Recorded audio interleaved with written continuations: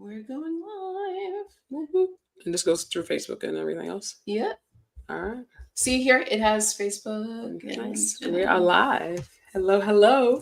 Hello. People can see, Hello. We'll figure it out as we go along, won't we? Oh yeah. Do you know when people can see you? It's live. Help us, Michael. We're new at this. This version of StreamYard. Fun. What's going on? Hi, everybody. Welcome to the Purple Paradigm. There you go. What's up, y'all? I know y'all see Purple what's going on Paradigm. over here? Listen, look, we're in privileged company right now. You know, I feel good to be around. I know he's like, you amateurs. Listen. No, I'm not. What's life without some tech issues? Come on now. Right. I know, and now it's lagging again. Like, That's good. What- It's good. Oh, look, that's There are no issues. There are no issues here. There you go. Listen, it's lagging again. I love it. Well, as we have people coming in, we are waiting for. Okay, well, let's introduce ourselves. If you don't know who we are, okay, I'm Robin, I am Dr. Maury. and one of our very special guests is Michael Dean, who is like I refer to him as the king of all Prince podcasts. I think he was the first person to ever do that. He was. So we're just like biting off of you. No, it's reigniting the purple we all paradigm. family out here. We all have a thing to do, so this is good. Nobody bite. Yeah, reigniting the purple paradigm and coming forward. I see Steve. Oh, I see Steve is in the room. Hi, Steve. Hey, Steve. Now, Steve has known us since we were babies. Steve has known me since I was 15 years old, going into the limelight. Really? For the Diamonds and Pearls You were release. 15 I was 15 years old. What? And I heard him speaking, and I said, "Are you Steve?" Because he used to be on BAI, and they used to do these awesome Prince shows. And Steve was the one who introduced me to the unreleased collections of Prince. And I was like, I knew the voice. I heard the voice, and I was like, "Are you Steve?" And he was like, "Yeah." And I'm like, "Hi, I listen to you all the time." So that was 15. I was 15 years old. We've talked about that. I was at that party. Were you at that party? Yeah, Okay. but I was like legal. No, and you know what? And I won those tickets on BLS. That's hilarious. I won those tickets on BLS. All right. Well, since we are still lagging, I do want to try one little thing. So Sure, go ahead. Try your one little thing. And hold on, we're still here. No. And what's I up, don't- Tanja? I see in the comments, Dr. Claw. What's going on? See Dr. Claw. No, it was 15, Steve. I'm sorry. Like, it was 15. How did you get? How did I get in? Yeah. They didn't check for ID at the time. This is So, nice. Michael, the Limelight was this church Yes. and turned into a club.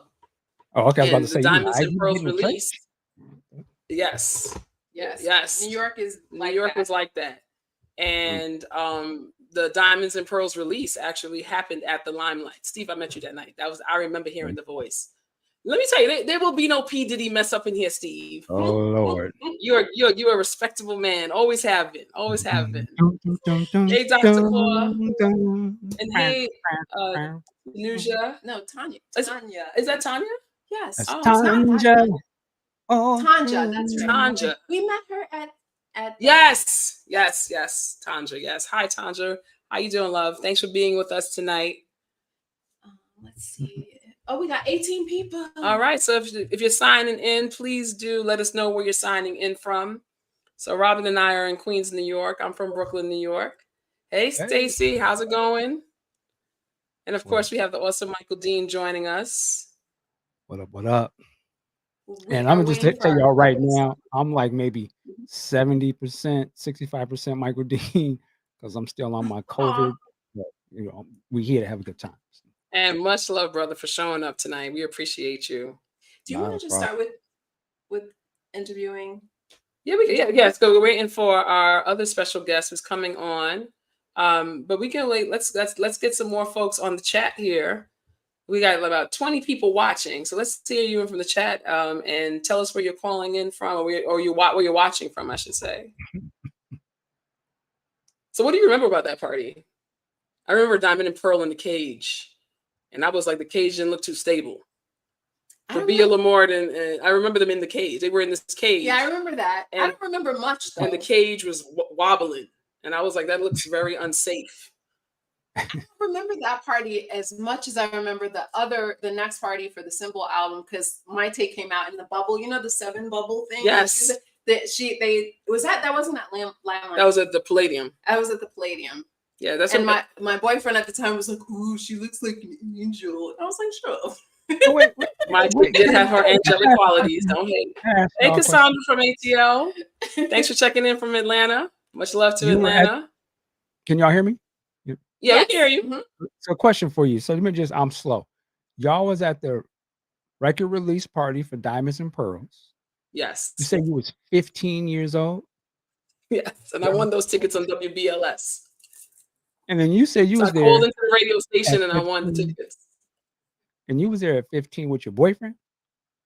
No, she was. No, I didn't have. No, I'm older. I had Rachel with me, my cousin Rachel. Okay. Right. So Rachel and I went together to that. And at that I remember that party very well. And it was Tony, Damon, and Kirk, and Rabia Lamort, and oh my goodness, L'Oreal. Yeah. They were there. Prince didn't come. So that was like around the time like Prince began sending his band members to do promotions. Yeah. Mm-hmm. That was like a big shift. I remember around that time. Cause like after like Love Sexy, remember he had done the record signings in the record stores. And he had like around Diamonds and Pearls, though, he had made this big shift and he would start sending out the musicians who he was working with and the dancers who he was working with to actually promote the album. So the party was at the Limelight, and yeah, Reformed Church turned into a nightclub. We didn't know each other at that point. Yeah, we didn't know each other. Both at the same party, but we didn't know each other. Nope. Nice. But it was epic. And I just remember the cage dancing and the wobbly cages. Yeah, I don't really remember that much at all. That's so fun. I'm old. I'm older. It's still in here. So it's actually appropriate that we began with that moment. I actually forgot to talk about that. And here we are. And then for the Symbol album, that party release was at the Palladium in the Michael Todd room. Mm-hmm. Oh my God. Okay, my brain just like in the Michael Todd room. Like that's right. And once again, I don't remember My Tay in a Bubble, but I do remember talking to Tony and Damon, and Tony told me "Damn You," and I was like, that was rude because I didn't know the song. It hadn't come. The album hadn't come out yet. And he was like, "Damn you," and I was like, "Well, damn you too. What the hell? Like, who you talking to like that? You kiss your mother with that mouth? Like, what's up?"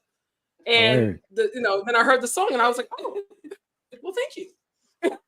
Like, true story. True story. Huh. True story.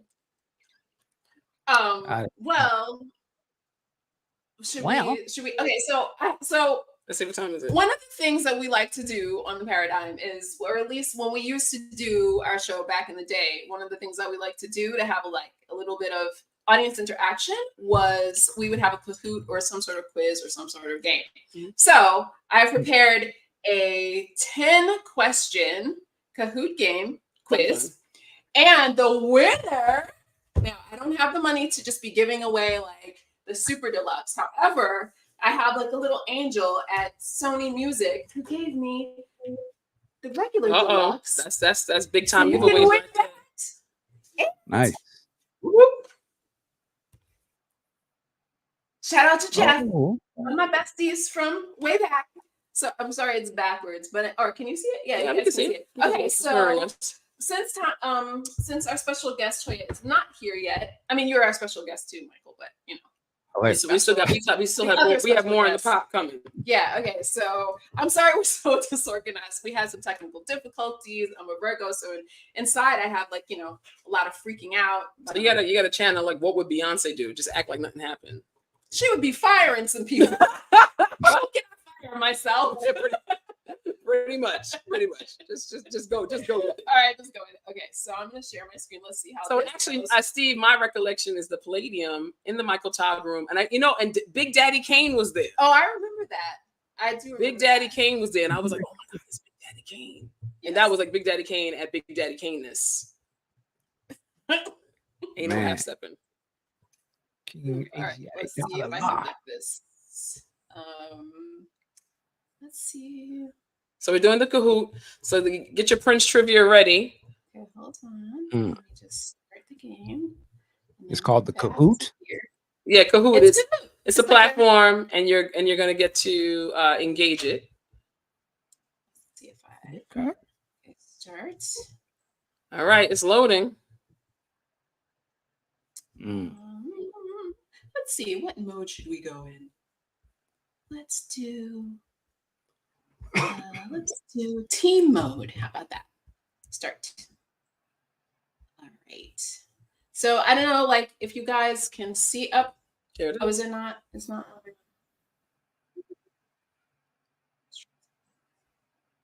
Uh-oh.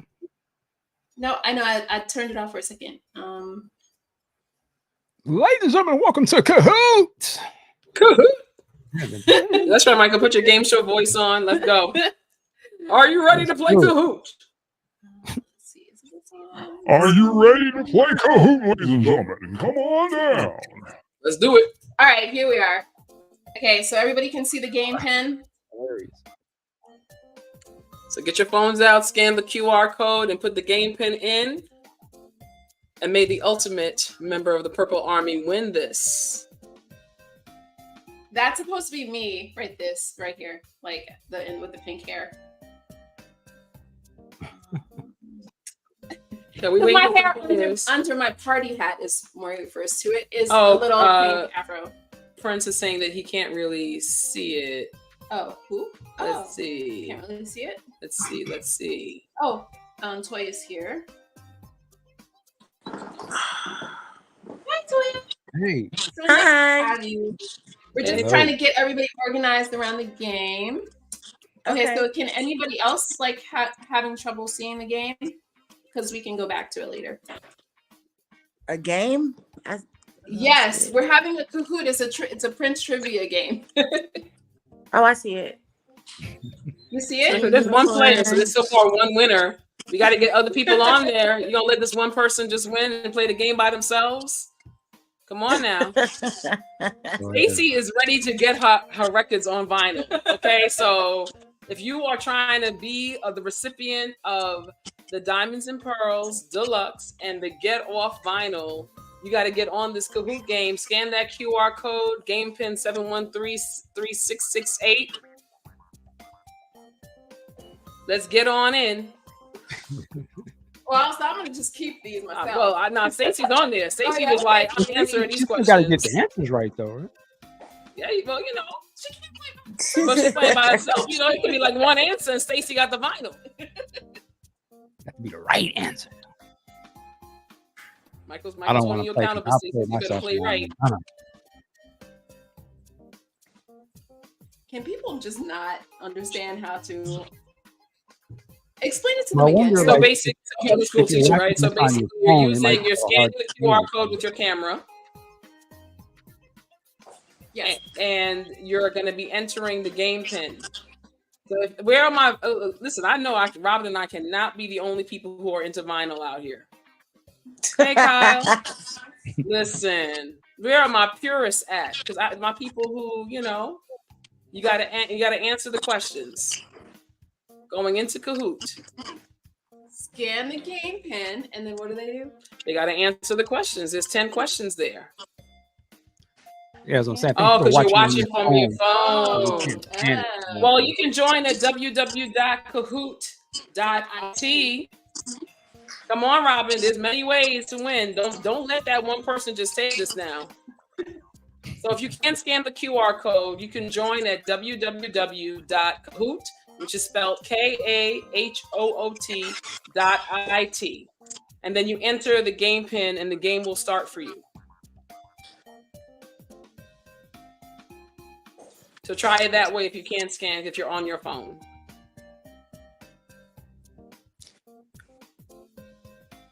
Well, You know what's been going on in my head since the bust? It just gets better. That's all. Okay, so the one player we did have. The pin is 713-3668. 713-3668. This is one of those things, friends, where, like, you know, it looks like the law of least effort can make you win. You know what I'm saying? Just you got to jump in. Gotta jump in. What if I got a flip phone? It's seeming that way. It's seeming that way. Again. Thank you, I Kyle. appreciate that, Kyle. Thank you, sir. It's not for you, that's for Michael, but still, thank you. He came through. That's right. That's right. She can say thank you. Damn. Okay, there's one person, Camille. All right. It's coming. I'm confident in the Purple Army to get this. www.kahoot.it and then enter the game pin 713-3668. You guys know that like you're making all of my Virgo anxiety like shoot through the roof.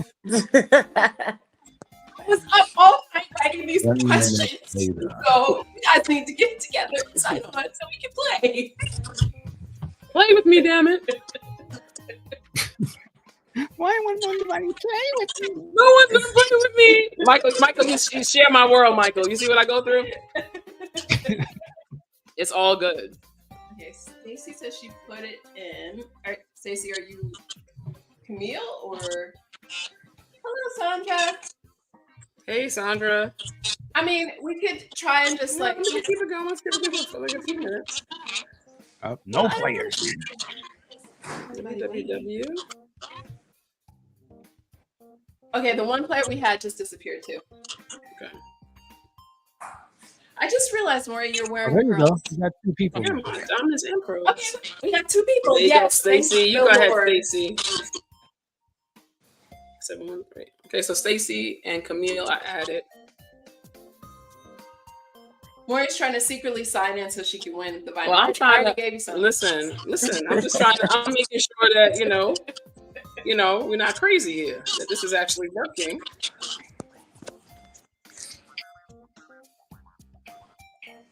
See, I'm in.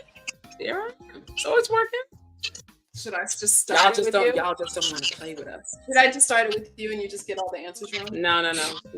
Let's give Stacy and Camille an opportunity. They'll be playing against each other. Yeah, they're playing against each other. So in my little cup while we're waiting, you would think that maybe I had some nice tea in here or maybe some other like grown-up beverage. No, I'm drinking Chinese herbs. Oh, what's that? Feedback. Not sure. And see your nickname on the screen. I do. The questions are coming. We're just waiting to see if we can get like one or two more players. What is feedback? I'm not sure. Okay. All right, you want to go forward, Stacey and Camille? Let's go forward. All right, we're just gonna start. Yep, there you go. Okay, start.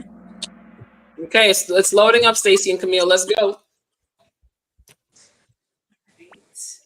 3, 2, and 1, go. Ooh, what year did Rosie join Prince's band? The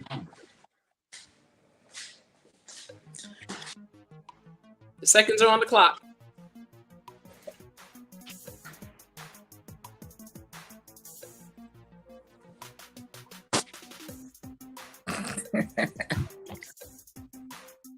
You hit the buzzer or something? It's gonna hit it for you.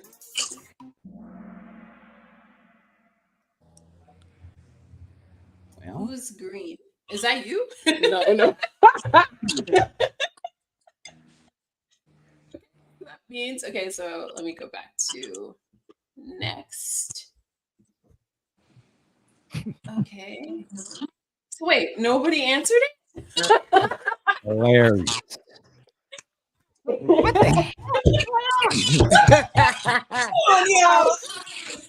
yeah. I was trying to give Stacey and Camille a chance. Listen. Making my boy go back. That is hilarious. Okay, so keep it going, I guess. What year was the album Diamonds and Pearls released?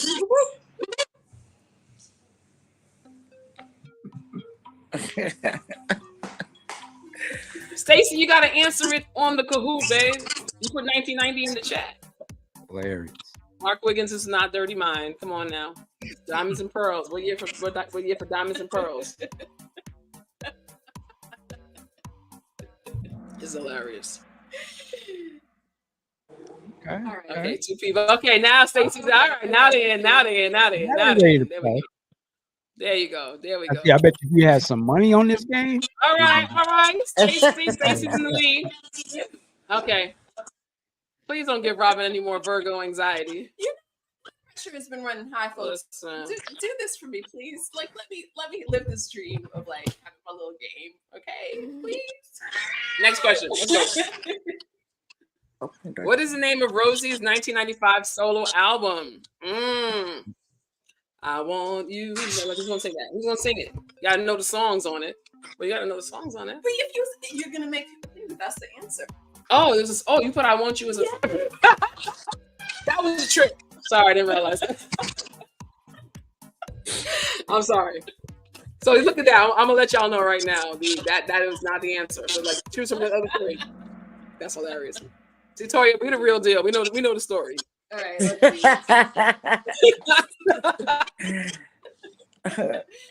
All right. Let's see. Okay. Oh, and Camille takes the lead. That's right. Closer than close. That's correct. What other Prince song references diamonds and pearls? Don't give it away. Okay, I'm be quiet. Sorry. Slips. Sorry, but I didn't see that. I didn't see that you would. What you put? I Want You. That was a 12 inch. How would I know you would put that as a? Because people be like not thinking and just choose that. Listen, You have to have some trick questions in there. I got it. I see. The Robin thinking is active.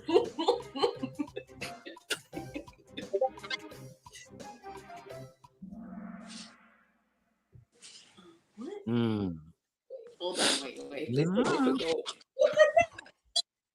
Oh, Also, you can't disappoint me by putting just ridiculous answers, please. listen, Virgo. Perfection is real. Also, so nobody got that one right? No. Okay, that's what that means. Okay, we're halfway there. Thank God. What song from Diamonds and Pearls is previously a recorded Bolt track? See it? They get a little harder as you go. I see. This is like you got to dig in the crates. These ones are- Lawrence gave a hint. So you got to check so the Purple Army has your back in the chat. So if you don't know, you got to check because Lawrence gave Lawrence gave a hint. There are no vault tracks None. on Diamonds and Pearls. Everything was new or recorded within the year. So somebody got it though. Which one? Either Camille. One. Let's see who got that one. Okay. Let's see. Oh, and Stacy takes the lead. All right, we're almost there. All right, next. Rebecca Blake directed the Prince video for Cream, and what other video for him? She's actually one of my favorite directors for him. Okay, counting down. No cheating and looking on like the internet. But Purple Army, if you want to support our friends, Okay, good. well, they got that one. They got that one, and that's correct. Kiss is the answer. Yeah, Rebecca Blake, I love how she did well with Prince and imagery. How many tracks are there in the standard edition of Diamonds and Pearls? Okay, if you're like me, you're counting in your head right now, in order.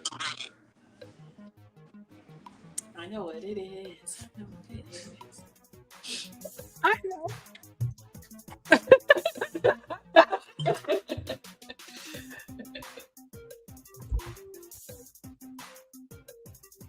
Kind of got some beats going on. Oh, wait a minute now. Uh-oh. Okay, wait, let's go back to the game and see what's going on. Ooh. Wait. Okay. Stacey's still in the lead? Stacey's still in the lead. Okay. Stacey's still in the lead. All right. Spike Lee directed the music video for which track? Come on, this is easy. Fight the power. Fight the power. Wrong record.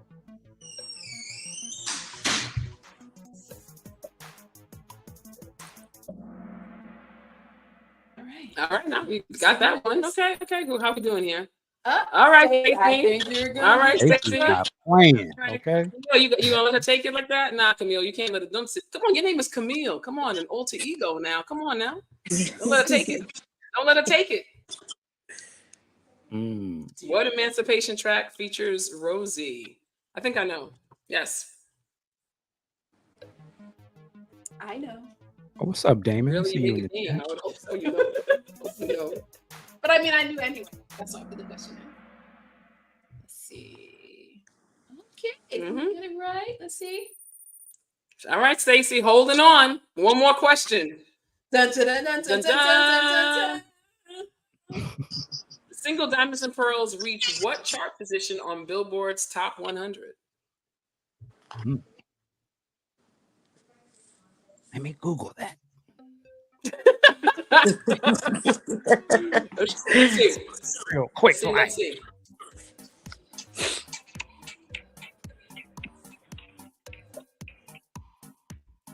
Like, how many points do you get for each question? Dude? Who has some random number of points that we just give? All right, let's see who the winner is. Okay, I'm in last place.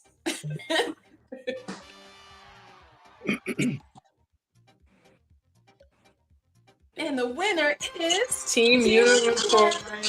Congratulations, Stacey.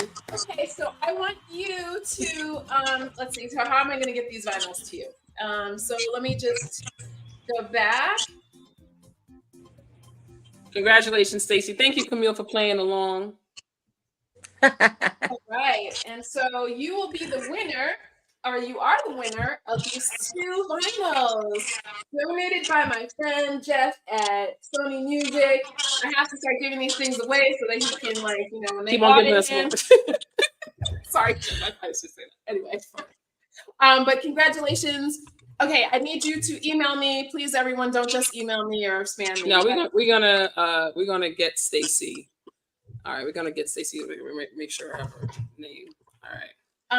But she can email me. You're gonna give your email. Is it Can not you- safe you- to give can the you, email? like over line like that? Like you're gonna just like, hey. Don't spam me or like give me a virus. But as HUMAYS, my last name, Shumays Robin at gmail.com. How's that? Just email me and give me your address, and I will send them out to you hopefully on Monday. Maybe you'll get lucky and get them for Thanksgiving. There you go. And Hey. you can say thanks for giving me these, Robin, and working so hard on that quiz. There you go. She did though. She did. Okay, so let's get started. But congratulations and thank you to all the people who watched. Yay.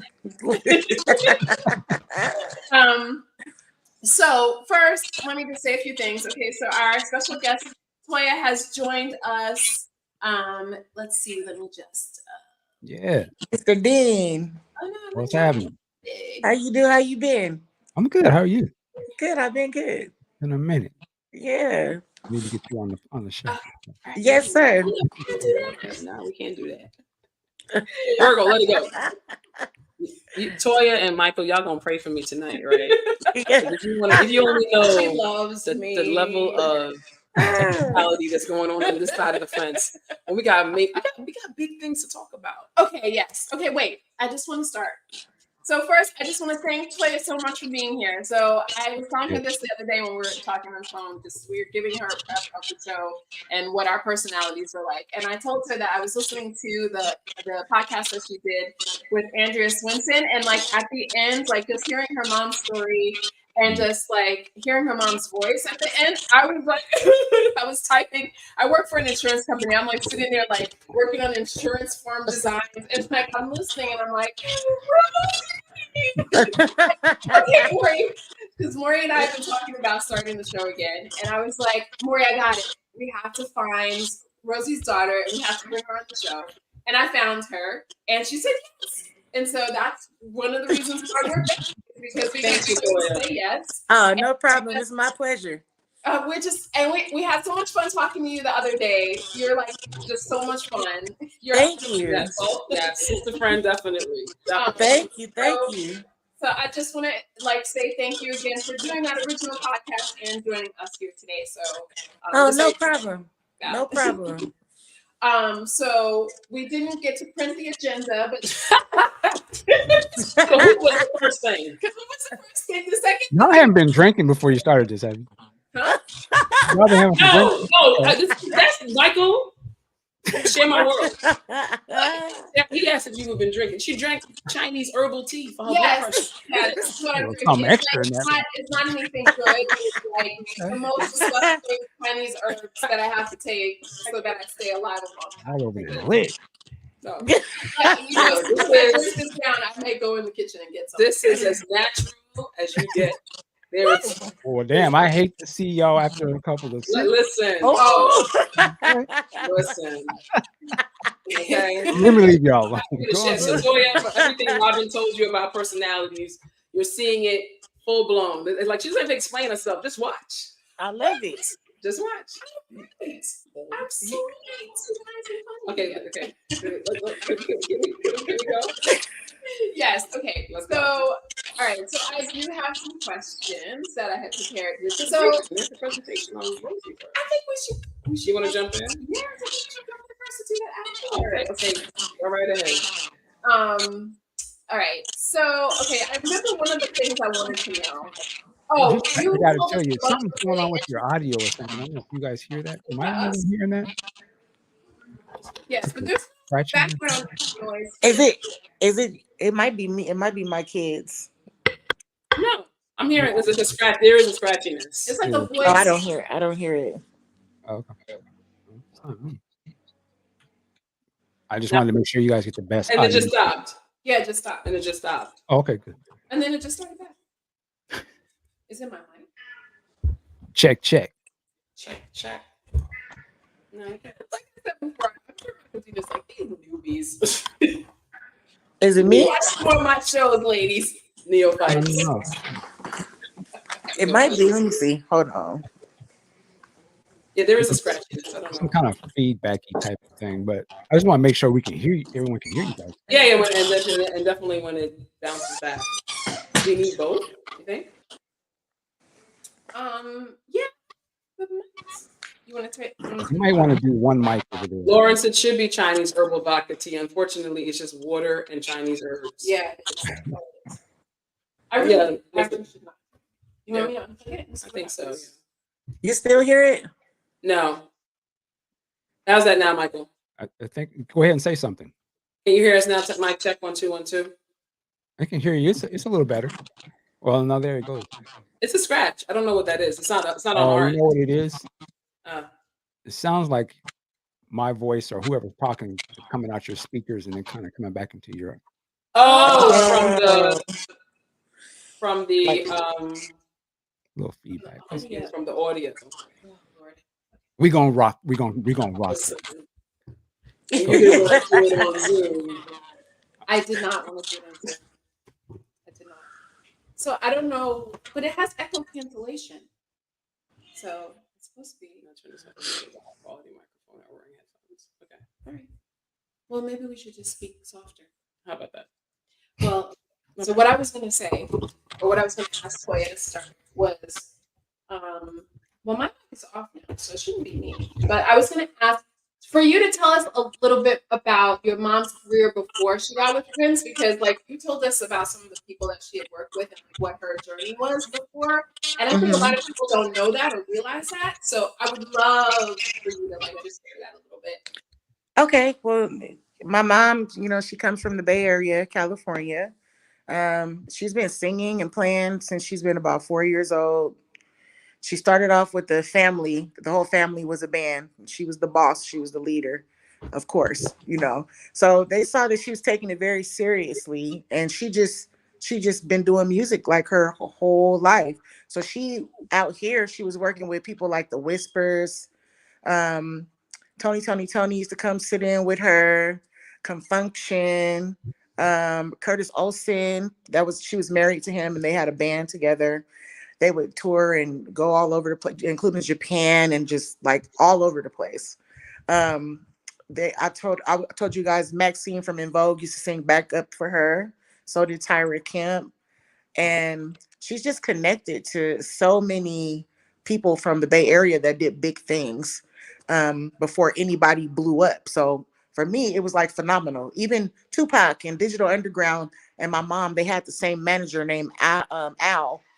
And so before they all, got their big deals and stuff, we would all go to the same rehearsal halls and stuff. So we knew them before they were this big, huge who they became. So it's just really amazing how many, legendary people she was connected to before she became what the world knows as Rosie Gaines. Okay. So what happened? No, I was just No, I was it's just okay. worried about the audio. No, it's okay. I mean, it is what it is.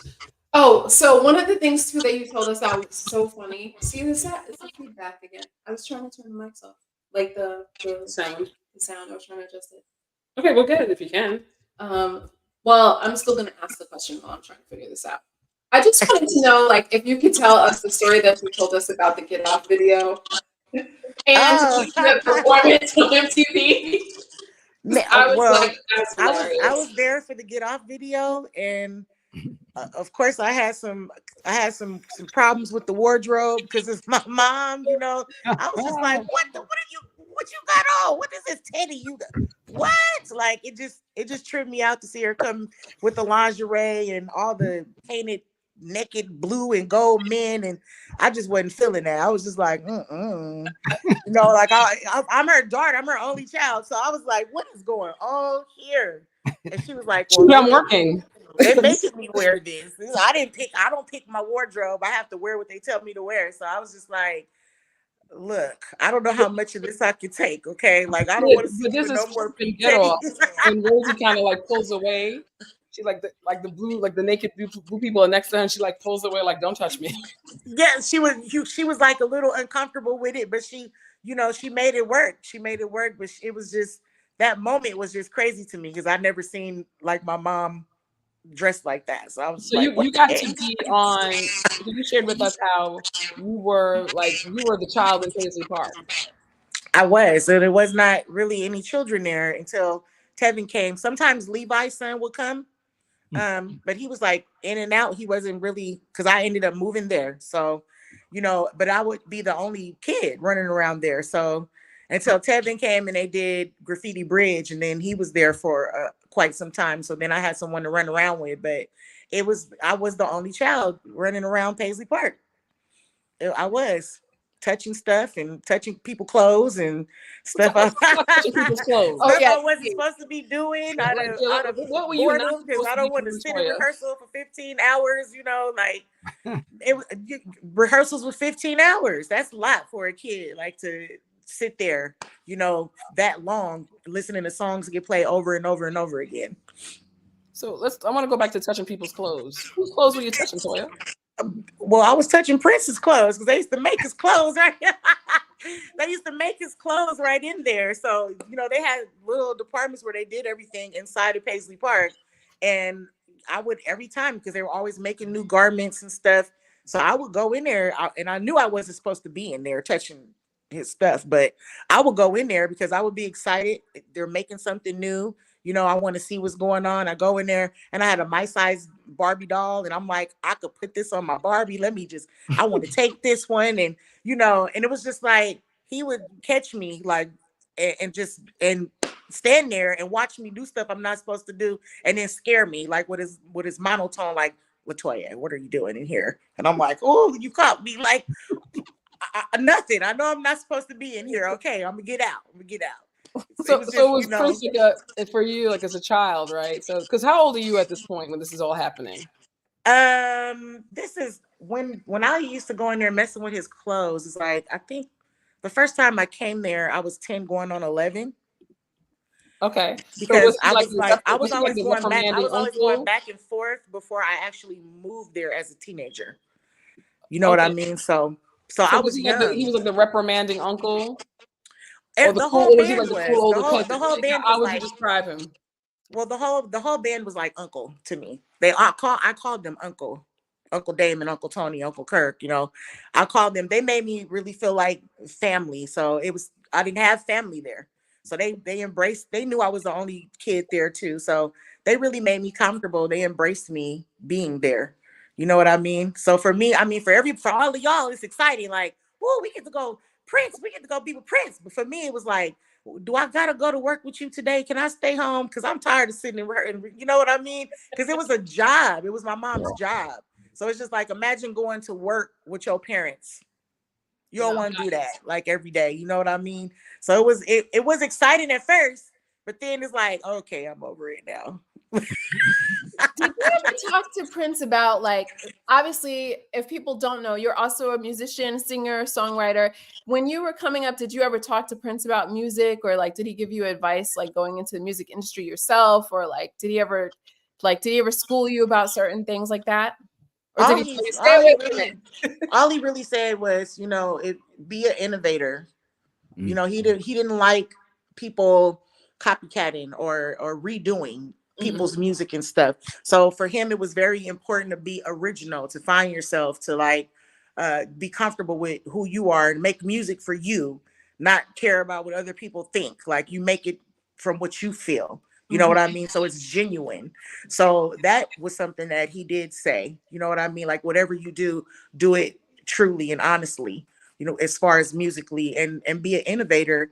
And I think that we have a lot of lack of that now. It's not as in the industry, the music period that's coming out, everything is like a remake, redone, you know, the music, even if they have new lyrics over it, or they take the melodies and they, you know what I mean, of the old music and put their lyrics, but it's still not original. So we are lacking a lot of originality today in music, I think. And I think that's needed big time. I think that's probably because schools don't really like have like music programs and stuff. Yeah, I mean, I think there's been a lot of pullback on the arts within education. Could definitely Yeah. speak on that one. But then there's Not also only that too, but you gotta remember also that people used to actually take artists and develop them, and that's not happening anymore. Like, no. nobody want to put in that kind of time to develop a artist, to give them and find them a sound. You know, like Jimmy Jam and Terry Lewis, they had a sound. You go to them because they have a certain sound, and you're gonna get that sound from them. With Prince, same thing. Michael, same thing. And now everything just all sound kind of blended together, and it's like Well, nobody it's making has. a hit right now. Yeah. Yes. You know, Malcolm Yes. Gladwell talked about, I remember, I can't, don't quote me on which number album Rumors for Fleetwood Mac is, but it's not like in their top 5 albums of release. It took many albums for them to get to Rumors. And we don't have that anymore in the music industry, where you can actually build towards release, right? Purple Rain was Prince's like first big hit. We got excited around Dirty Mind to be like, well, what's he doing here? But Purple Rain was down the road, you know? Right. And Right. imagine if now it would be like Purple Rain would have to be your first. Yeah. Right. Right. And we don't have, like, this But highly unlikely. there's nothing even remotely good like that. Well, no, because it takes time to develop an artist. You know? And I think too, also the power of a band, of everybody actually live playing, because everybody contributes something, and it's everybody's emotion and feeling into the music. I think that the feeling of music has changed drastically because of technology, because they're not using live players. You know, because everybody is conscious of spending the money, and you know what I mean, and everybody wants things right now. So for me, it was a real treat to watch Prince, my mom, Michael Bland, Kirk, Tony, Damon, Tommy, Sonny. It was and Morris when he came. You know, it was like to watch them as a collective, to see and understand that they all had a very intricate role in creating this sound. It was So how like does that impact phenomenal. you now currently as an artist, right? Say that again. How does that currently impact you personally now as an artist? That I got to watch that, it spoiled me. So it makes me very picky and particular on who I would want to work with, because I'm used to watching the best work. I'm used to the best. So when you used to the best, like, it may, you don't want to just go run with just anybody. You know what I mean? It's frustrating. It's frustrating because it's hard to find people to work with because you have this, and you envision this, your ear is used to this certain Mm. thing, and I'm just not getting that. You know what I mean? Out of these new people, producers, it's like everybody is just, it's no band. Like I want a band. That's what I want. I want that hard work, blood, sweat, and tears, but that is a big budget. Like that is a very big budget. You have to have money to have that kind of a, Because so a much of band. it is driven from technology at this point. Right. Right. And everything is like so instant. Like we make a song right now, we drop it in the next 5 minutes. Got Mm. it. Yeah, You know what I mean? Like they don't even work on the that's exactly quality. what They it don't is. take the time and work on the quality and the tech person we're not getting that anymore. Prince, the Prince tech people, they had to work just as hard. Like everybody who worked for him had to work just as hard as him for his sound to be what it was. And we just don't have that anymore these days. We don't have the quality, Thank you for that. Wait, I just want to share this comment. People don't grow up singing in church anymore. And Damon. Damon Reinhardt. And thank you, Mattia. We see your Michael and Tanya. I don't know if you're Toya, when you're not speaking, the offers if you go on mute, maybe it can help with the scratchy sound. But we're pretty much unplugged over here. Yeah, we unplugged everything and it's all just the computer right now. Just like Zoom. Okay, I'm not on I'm on my iPhone, so Okay. Oh, I don't know what's going Okay, on. well, we'll keep on going. But thank you, Mattia, and thank you, Purple Army, for standing with us, because this is the type of tech stuff that we've been going through since we began all giggly, because it was just like you named the issue. It was perfect last night at 3 a.m. when Robin was working with everything, but 2 minutes before showtime, It's like everything break just- down. just stops. It's all good. It's all good. But no, I think that's a great point, Damon, about the singing in church and playing instruments. And that kind of, and the also the, and this is the educator in me, the willingness to be resilient through difficulty, right? I know you talked about, Toya, the idea of listening to the same refrain over and over and over again for 15 hours. But, Prince and the musicians that he worked with worked tirelessly at that kind of deliberateness and that kind of intention. And when you finally heard it in a larger showcase of a performance, it was like, oh, that was 15 seconds that he was rehearsing over and over again. But it was to make sure that it landed powerfully and it was correct. And like there was no room for error, right? To the point where, I'm quoting a lot of Malcolm Gladwell tonight, but he talks about in order to perfect something, you have to do it over 40,000 times. Right. And the idea that in that perfection and in that rehearsal, you get that level of flawlessness. Like they make it look effortless, but in all actuality, the countless hours of work and redundancy in order to show up disciplined, I don't necessarily know if people have that same kind of hunger because things happen so quickly for you. In terms of you can go on, GarageBand and put a few things together, and then it sounds like you've got a whole symphony going on. Meanwhile, a trained ear musician really takes the time to build it out and figure out how the bass goes with the guitar, goes with the keyboards, goes with the drums, goes with the lyrics, goes with the vocalist. So like I definitely hear your point on, how we're losing that sense of it. But there are people who still hold on and still are trying to be as deliberate and intentional about live music. Which is something that I know everybody on this call, is really appreciating the idea that, we loved Prince, we love Rosie because of the vocalization and the way they came together. And the name of this episode is The Diamond and the Pearl. You want to do the presentation now, Miss? Sure, we'll do the presentation. We'll do the presentation now. And I think, and Mike, you're coming up after the presentation because we definitely want to hear from you and your questions, if you have any questions for Toya, and of course your work as a podcaster, as I believe the lead podcaster in the Prince world. But we want you, Toya, to hear our analysis basically of the work that your mom, who we're referring to as the Pearl in this situation, and Prince, our diamond, what they did and were able to create together. So okay, keep talking for a second because oh Lord, somebody get I don't know why. While you're doing that, can I just add to this conversation? Absolutely. I think too, the other thing to look at and why we're at this is the audience's or the listeners' role in this whole sort of theory or conversation, right? Like, so I think too, there's a responsibility on the listener to want to not just go for the instant gratification music, or I think in these days it's not even about the music, it's about the artist, right? The artist is the star, not the song.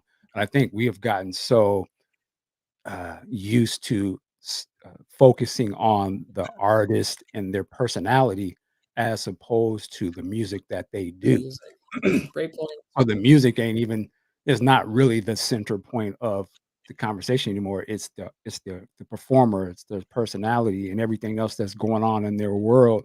The music was just a small part of who these people are, and I think the listener is a little guilty to be letting these artists or personalities sort of infiltrate uh, this music space without putting in all this work that we talked about that we appreciate. So it's I think it sends a message, I think, to some of the artists or some of the people that are thinking about getting into music. Well, why should I be practicing and practicing if I look good, or whether I'm a Mhm. male or female, I'm gonna get a shine. I don't need to go practice. I just need to get that BBL. You feel me? So I think there is a part of Not the that BBL. that the audience has to sort of understand that, we're just as complacent or guilty in this conversation too. And it's a hard to go back because, technology has changed, different things have happened. But I wonder where that was going to leave us with music if it's just personality driven, not talent in music. It's talent in being a personality. That's all I wanted to add to it. Yeah, They Michael, definitely are giving just giving the strippers the mic. You're right. That's what they. And I'm not That's what mad at you. that's what we But came. That's what it is did you say you're now. not mad at that, Michael? I mean, listen. You just like backtracked on everything you just No, no, said. no, no. It's just like Well, I'm saying, strippers well, are bad listen. and If we want to but keep it okay, above, strippers. we can go back to what my man said. Fine as she looks, you ain't got to know how to sing. I mean, we've seen that kind of coming through in the people that we're talking about. So that element has always been there. I just think it's just there's been a machine that's in place now to just like, oh, you look like that? Cool. We got music for you to talk off, to talk over or to dance over. Let's go. So I there's can an hear Rick element. James now. Like the Mary Jane girls could sing, right? They were Yeah. sexy, but they were vocalists also, And I agree. Like it's come to a place where that has become the dominant, as opposed to that may have been a part of the criteria in the past. It wasn't the way. It wasn't the Right. way, and like now we see it as the way. Yeah. Oh, How we doing, Robin? okay, I'm good. All right. I'm ready to rock. Okay. Let's see. All right. Yeah, look, it's working. There you Something's go. working. Okay. Everything works together for my greater good. Let's go now. All right. So our presentation, as Maury said before, is called The Diamond and the Pearl. And we sort of were kind of thinking about this in terms of Prince and Rosie and what they were to each other and what they were to music and what they were as like a unit, right? So basically, The Diamond and the Pearl. Okay. Here are my presenter notes. Okay, so in the opening scene of Get Off, we meet two young women strolling down a dimly lit corridor. As they near the end, they encounter a pair of sentinels guarding massive doors. One guard inquires if they were there for the audition. One of the women responds affirmatively, introducing herself as Diamond and her companion as Pearl. The doors are then opened by the guards, casting light onto a scene that could best be described as my own personal fantasy, but I digress. That's a joke, people. There you go. Okay.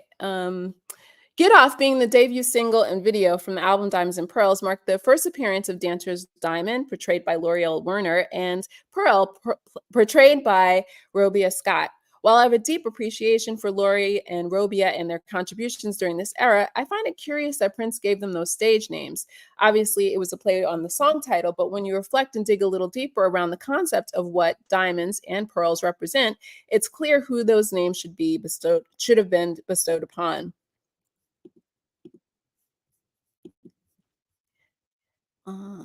Sorry, I'm just going back Yeah, and you're forth. good. So let's delve into the world of diamonds for a moment. These precious gemstones originate from deep within the earth, approximately 100 miles below the surface. Known for their extraordinary brilliance and shimmer, diamonds bend and reflect light, producing a mesmerizing effect that sets them apart from other gemstones. Each diamond possesses attributes that are distinct. Cut, color, clarity, and carat weight make each one unique. So when you think about it, it's really easy to take the characteristics of a diamond and make direct correlations to prints. So for starters, there's brilliance and clarity. Just as a diamond can bend and reflect light, Prince had the ability to bend genres. His fusion of rock, funk, R&B, and pop crafted a unique auditory tapestry that became its own genre. This innovation mirrors the brilliance of a diamond, which, when light strikes its surfaces, reflects a spectrum of color. Next, there would be rarity and uniqueness. Prince's mesmerizing and avant-garde fashion sense, coupled with the distinctive musical style, set him apart in an industry often mired in conformity. Under those extraordinary conditions, each diamond is its own one-of-a-kind masterpiece, much like Prince, who stood out in a sea of musical and stylistic homogeneity. Multifaceted talent and pressure and perseverance. So when we think about those, multifaceted, you think of a diamond as multifaceted. So as for Prince, a musician, a producer, a singer, songwriter, electrifying performer, and fashion icon, he wore many hats, each showcasing a different aspect of his genius.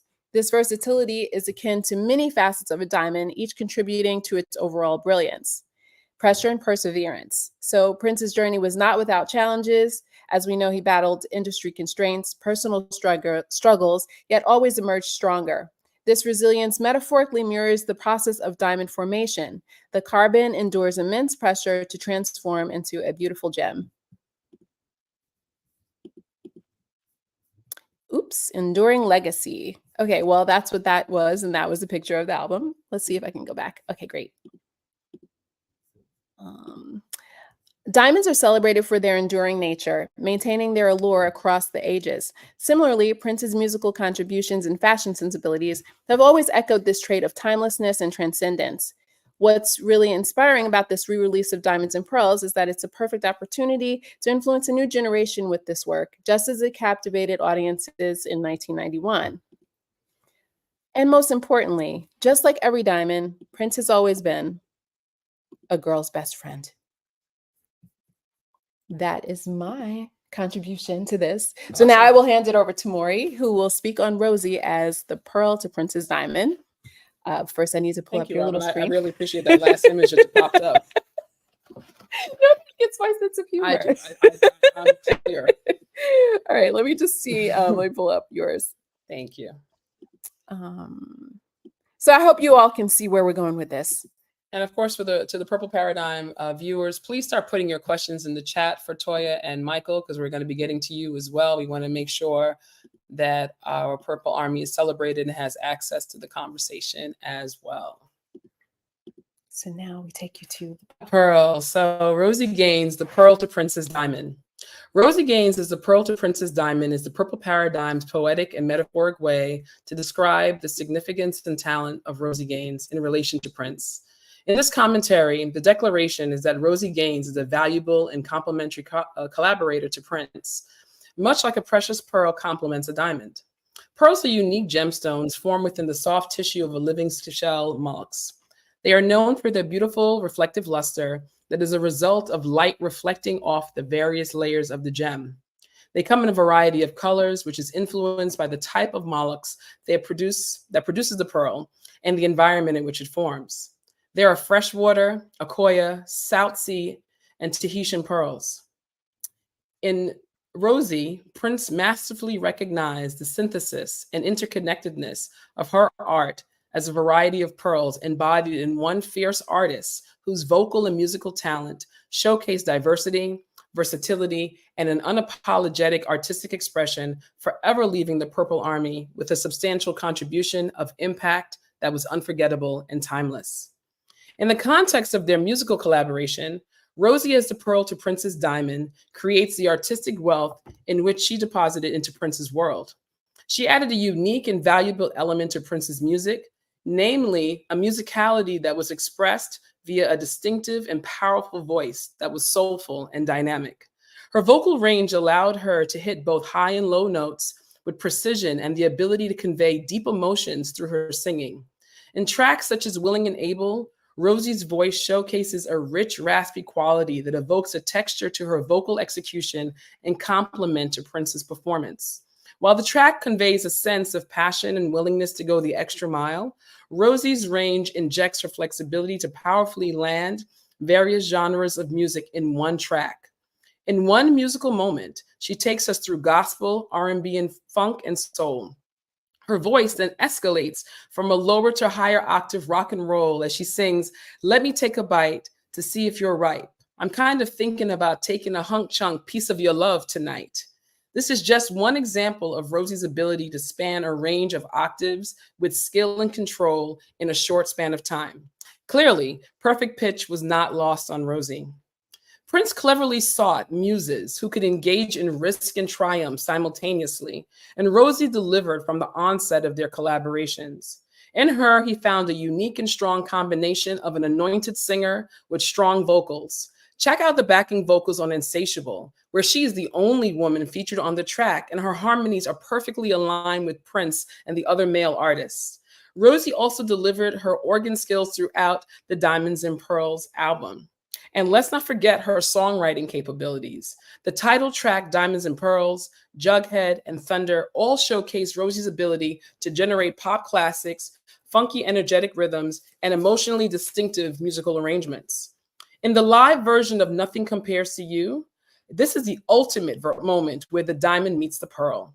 The power of a musician-songwriter reclaiming his song that was given to his first Paisley Park group, The Family, and that hit #1 for 4 weeks via the iconoclastic Irish singer Sinead O'Connor, may she rest in peace, and then restored to the powerhouse vocalization of Rosie Gaines in complement to Prince's intentional precision and deliberate vulnerability and hope, make for musical history that transforms, touches, moves, and inspires listeners to this day. The magic of their call and response and the evolution of the song from a one-sided monologue to a conversation between two love-long lovers gives the listener a visual of heartbreak experience through the lens of a man and woman. Both sides have a story, and even the horn section jumps in to complement the tale. We all leave hearing this song with the understanding that the humanity of knowing love and then losing it is a part of being alive in the human experience. As I am willing to give it one more try, Prince, do you know why? Do you know why? Because nothing compares to you. Prince successfully integrated Rosie's talents into his own musical vision and gave the world mastery as an artist. Together, the combination of Rosie Gaines' pearls to Prince's diamonds created musical precious gems that will be celebrated by music lovers from lifetime to lifetime. Thank you for listening to our interpretation of The Diamond and the Pearl. We would love to hear from our viewers. What are you thinking about what made Prince the Diamond and Rosie the Pearl, and ways in which you would want to contribute to the conversation? And Michael, Rosie, and Toya, because you do look like your mom. Just like your mom. You look just like your mom, by the way. That's a blessed child right there. The blessed child right there. I just want to say one thing. I love Maury. Okay, I really love Maury. Love you too. So what you guys don't understand is, like, years ago when we first met, we would spend hours on the phone just nerding out on Prince, and like I just feel like this is a full circle moment. It is. That we just did a whole whole presentation about Prince. So that was amazing, Maury. Thank you. It wasn't it? Both of them were great. Yeah, it was really good. Thank you. So thoughts, Michael, school the neophytes here as a master podcaster. What's on your mind as you hear this idea of Prince being the diamond, Rosie being the pearl? Because I just remembered, I was telling Toya when we first talked to her earlier this week, I just remember seeing her mom and I was like, who is this sister that he got on stage with him? And he gave so much like what stands out to me the most, the memory I have, is that Prince was always the leader on the mic. And Rosie is like one of the most like first memories of standing, like him giving the mic to someone else. Mhm. You're going to be on stage with me, right? You're not in the background, right? It's like you're next to me.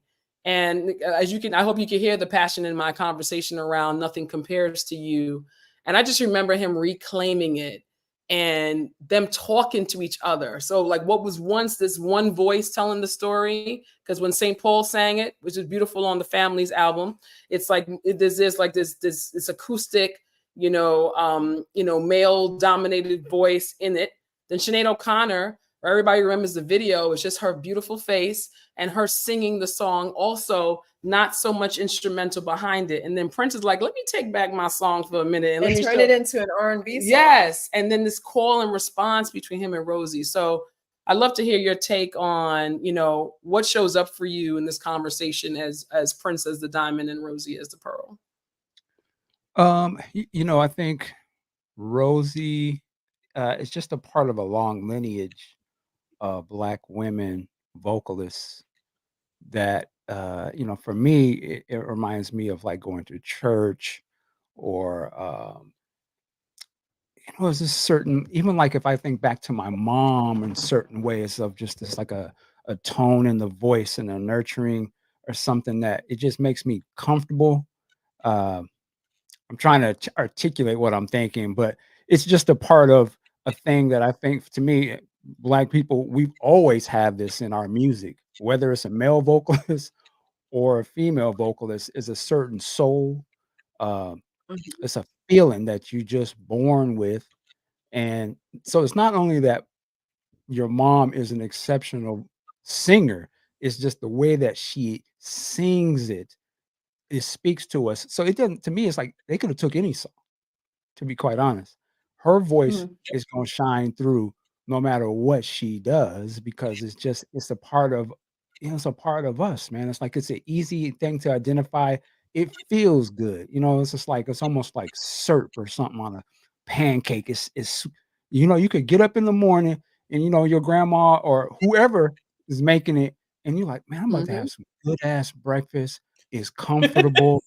Oh, thank you. And I'm gonna feel so you're gonna be like, you good. And that feeling can come under a lot of different things you can do. But I think just Rosie Gaines, her voice, I think that's when Prince heard it. He's like, please, yeah, she's gonna be on all we going in this going in. I'm just only guessing, we going in the lab. Like, are you kidding?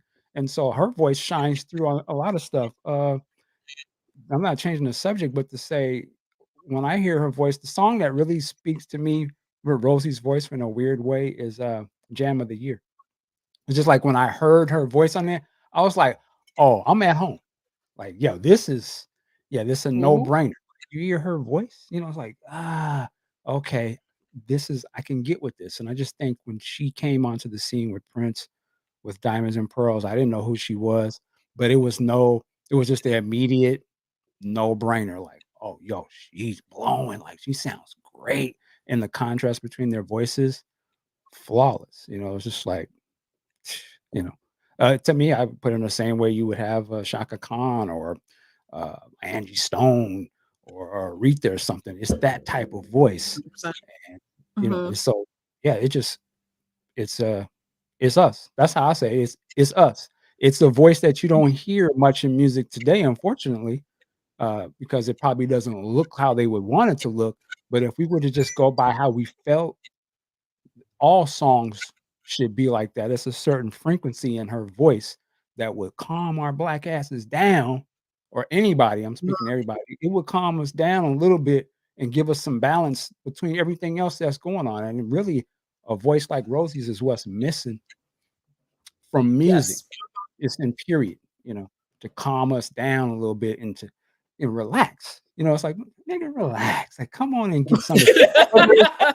I'm just like, whether it was to relax or to love, but it's that certain kind of, that she has that, man. And I love that Prince recognized that and allowed her space to do her thing. So. Yeah, and it's the range, right? Like this range that Mhm. was funky, it was soulful. I Yeah, know it was. Toya, you want to talk about mom and rapping a little bit, but we were talking about she's like, no. Yeah, no. Okay, Robin and I were talking about this, and I look, Push. I give her credit on I thought she was Push. great. I thought she was great at Push. rapping. I did. I love Push. Listen, I was, Push. Push wins.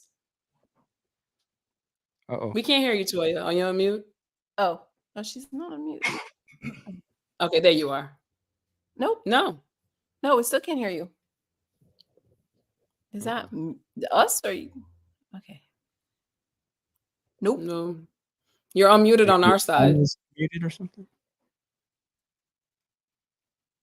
Huh. Are you wearing earbuds? Like maybe No. No? That's a necklace. I don't know what happened. Oh my Lord. Let me tell you something right now. I'm gonna promise you. We doing Zoom next time. I'm sticking to what I know. Maybe I'm sticking maybe I'm come sticking out to of what I the know. maybe take yourself out and come back in. Maybe reset your audio or something. Okay. She's gonna come back. Yeah, I would love to hear Toya's commentary on her mom rapping, and she gave Robin and I Right. the question, well, how would you like it if your mom rapped? And And I was like, "Oh, my no, mother never is from mind." Trinidad. It's gonna be a soca song. Sorry, it's not gonna be a hip hop song. My mother would be a soca artist, right? It's not gonna be hip hop. But no, we were talking about Push, and I love Push. It works. Okay, here we go. Okay. Can you hear me now? There you go. Now we can Yes, hear you perfect. you're Thank back. you, It was, Toya. you know what it was. My mom called me while you guys were talking, and I think Oh. when she called, it just messed up my whole microphone and stuff. Oh, okay. But yeah, Hi, Rosie. but everybody don't know. My mom she's been a rapper since the 80s. Her Really? first album that came out on Epic Records, she had a song on it called Schoology. It was a complete rap song, and she What? sung her own hook. So she's a female rapper too, but I was like opposed to it because it's my mom. You know, you be embarrassed when you a kid, your mom rapping. You like, hey, now come on, now don't. But you know what? It makes sense though, because she was very natural with it. It was like Mhm. it was a natural flow. Like I can't explain. Your mom It was never from the bothered me. true I school, always thought old she school was rap. actually good. Yeah, she performed that rap song on Soul Train in the 80s. Really? Yes. Oh, sure. Wow. Okay. Yes. What was her name? What did she go by when she was rapping back then? She was Rosie still. Rosie, She was Rosie Gaines, but she just rapped.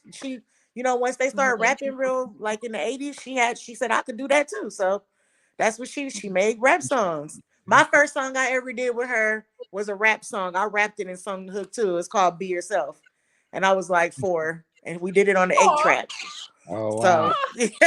Oh, wow, an 8-track. so she Wow. started me off rapping and singing too, but I could write raps, but I'm not a rapper. I don't want to be a rapper. I'm a singer. So, but she loved to rap. Wow. I thought she was good at it. Okay, so we have some questions from the audience. I just want to get to a couple of those since we asked people to submit.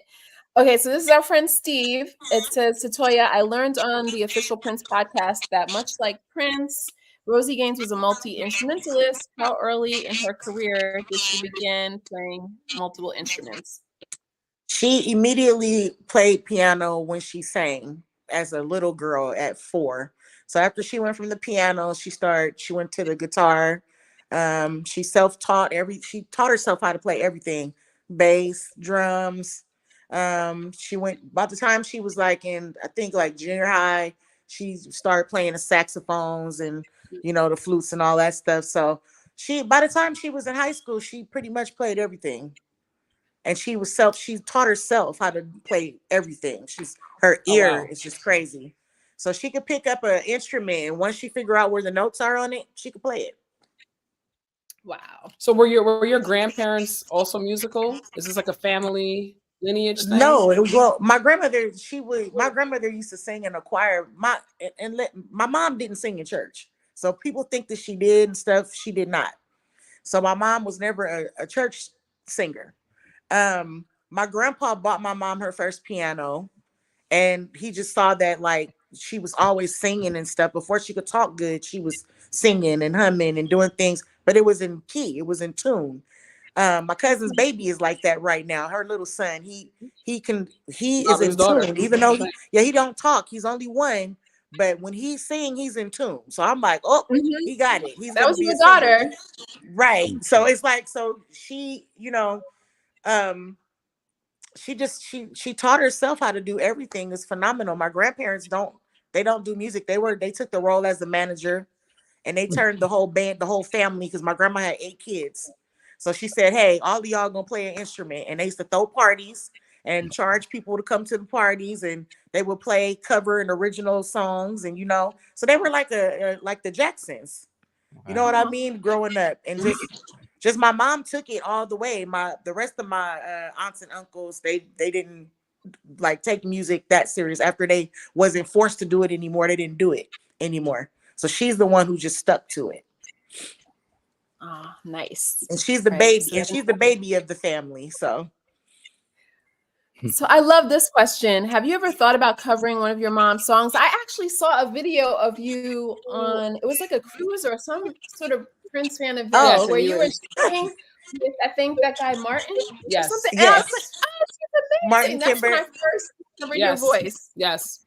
Yes, I did. The song that I wanted to redo of my mom's is called "Gone Too Far." It came out on her Caring album on Epic.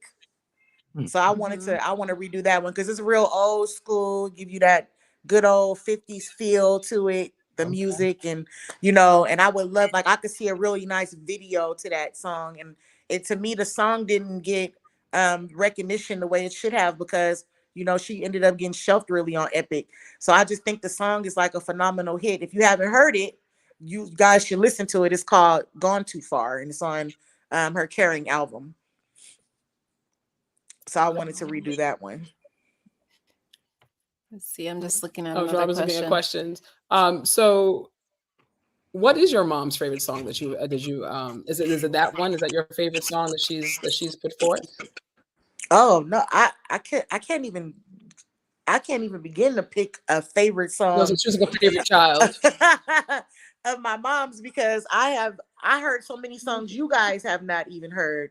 Like it's infinite. I used to sing in background for my mom and also write for her too. Like that's how I learned how to write and stuff, because she had a studio in the house and I would be at band rehearsal with her. I was in the clubs at 5 and 6 years old with her, Wow. singing her background. I got to sing background and open a glam slam with her too. Wow. But I have been doing that most of my life, singing her background. And so I heard so many songs that I can't tell you a favorite. She's just it just depends on like what day of the week and what genre she's messing with at the moment. So it's hard for me to just pinpoint a favorite song. That's like asking y'all what's your favorite Prince song. Yeah. Anesthesia. It's hard. It's hard. Yes. It is hard, but anesthesia still Right. wins. Oh, It does, but it is hard. It is hard, but I always land on anesthesia. That's the one that gets me, regardless if it was live or in person. Like, see, look, Steve is giving a shout out right here, and listen. That's kind of shady, Steve, but He said she was the best rapper in the group. Listen. There you go. Oh my God! Why y'all gotta stop? No comment. And let me tell you, No, listen, but when her and Nobody Prince came out and both did used push, to she rap. danced and sang. I mean, come on, that's When not, her and that's not Prince easy both to used do. to rap, I used to be embarrassed when they both used to rap. I'm not gonna lie. I hated the Horny Pony song. I hated the Horny Pony dance. I hated I was like, please don't do that with me in the club. I don't want to, I'm not doing it. Don't look at me when you do it. I don't want to have nothing to do with it. Oh my God. Y'all gotta understand, like, I'm her daughter. So I'm like, what the hell? A horny pony.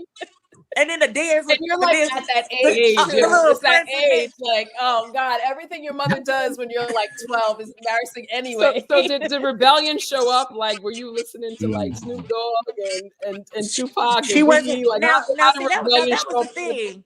she didn't allow me to listen to gangster rap music. She would like Okay. my grandma either. I would have to listen to that stuff in secret. And what's so crazy is fun. I ended up doing lots of hooks for all of these gangster rappers from the West Coast. So and she Okay. wasn't too thrilled that I chose to go that way, but that way was giving me work. So I was like, hey, you know, you got to go where the work is at. You know what I mean? But she was like, no, I can't believe you. She never wanted me to take part in that. And that kind of hip hop. That's funny because at a certain time, that's how people saw Prince. Right. Like you couldn't, like my grandmother and them, Prince. Yeah, yes, because of how he Yeah, looked. They get didn't outta want you here. listening to his Yeah. Put some music. clothes on. And it was too Yeah. sexy. Mhm. Right. Yeah. Yeah. I'm gonna tell you, so Michael. I know I haven't shared this story with you. I think Robin knows this one. So my mother buys me the cassette single of "Sexy MF." Now I hadn't heard it. I just knew that Prince had released it. Now I was in college. I was like a freshman in college, and I go home, play it, and he's just going off. And my mother burst into my room, and it was like $4. You know he spent $4 on this? And she went off. And what is he jerking off on this one? This is ridiculous, Prince. I can't believe it. You need to do it in between. Yeah, it really sounded like this is ridiculous, Prince. I can't believe you're doing this. You're jerking off on this one. It was really bad. And she was so mad. And I was like, but the horn section is fire. Yeah. And she- And that's almost like King Prince to me at that point. I mean, compared to what he used to be like. Listen, Head and all that. oh, and that's funny. Then the Robin knows this side of the story. So that was Sexy MF, but I cannot tell you how many times she came into my room when Head was playing, and she kept talking like it was normal. And I'm like, I remember she came in and Head is on, and he's like morning, noon, and night, and I'm just like, She yeah, must ma, not you have know, taken in mind what he was saying. well, she didn't hear that. I didn't Sexy listen to MF that either. set I her wasn't off. allowed to hear that song. Nope. Listen. So it's interesting what triggers parents over the time. And somebody mentioned about Brittany talked about parental advisories. Typical and her nonsense messing me up. Yeah. So Michael, I know you had told me that you may have to dart off at some point soon. If you need I'm to actually go. okay. I'm good though. Right, we're good. Thank you. Okay, well, we're not gonna keep you guys here forever. But we are having a good time talking to you. If you just need if you're like, you know what, ladies, we gotta go. Just let me know. Oh, no, I'm here with some sisters. I'm good. Listen. Oh, Shun, I hear you, man. My mom would not let me hear Sexy MF until it was dubbed with screams. That's hilarious. Oh, this is a good question. Have you and your mother had the opportunity to watch the special edition Blu-ray material? If so, what was your first reaction to it? Good question. No, we haven't. We didn't watch that together yet. We didn't get any of the stuff that they put out. We have to like go buy it ourselves, I guess. So nobody sent it to us. Wow. So, I did have And you let Rodney- Stacey Rodney take Fin- that? Rodney No, it's Fitzgerald, not the he did- Stacey Deluxe. He sent me the Blu-ray clips of them performing in Glam Slam and stuff though. So I did get to see some of it, but no, we don't have They did not it. send you like Nope. your mom is all over it. Nope. Yes. No, Wow. they didn't. Mm-mm. Okay. Side eye. That's horrible. Like, are you kidding me? Yes. No. I do modern era. That's sad, really. It is. All right. I want to ask my friend from Sony, like, to fix that if possible. I can't promise, but that is ridiculous. It's okay if he can't send it to me, but they got to send it to you. That's ridiculous. You know, it's Wow. just this industry stuff. I guess it's just I'm used to when you start dealing with the industry part of the industry. It makes you not even want to deal with the industry. You know what I mean? So I don't. You know, it was just like whatever. You know, I know. And let me say this: she lived it, right?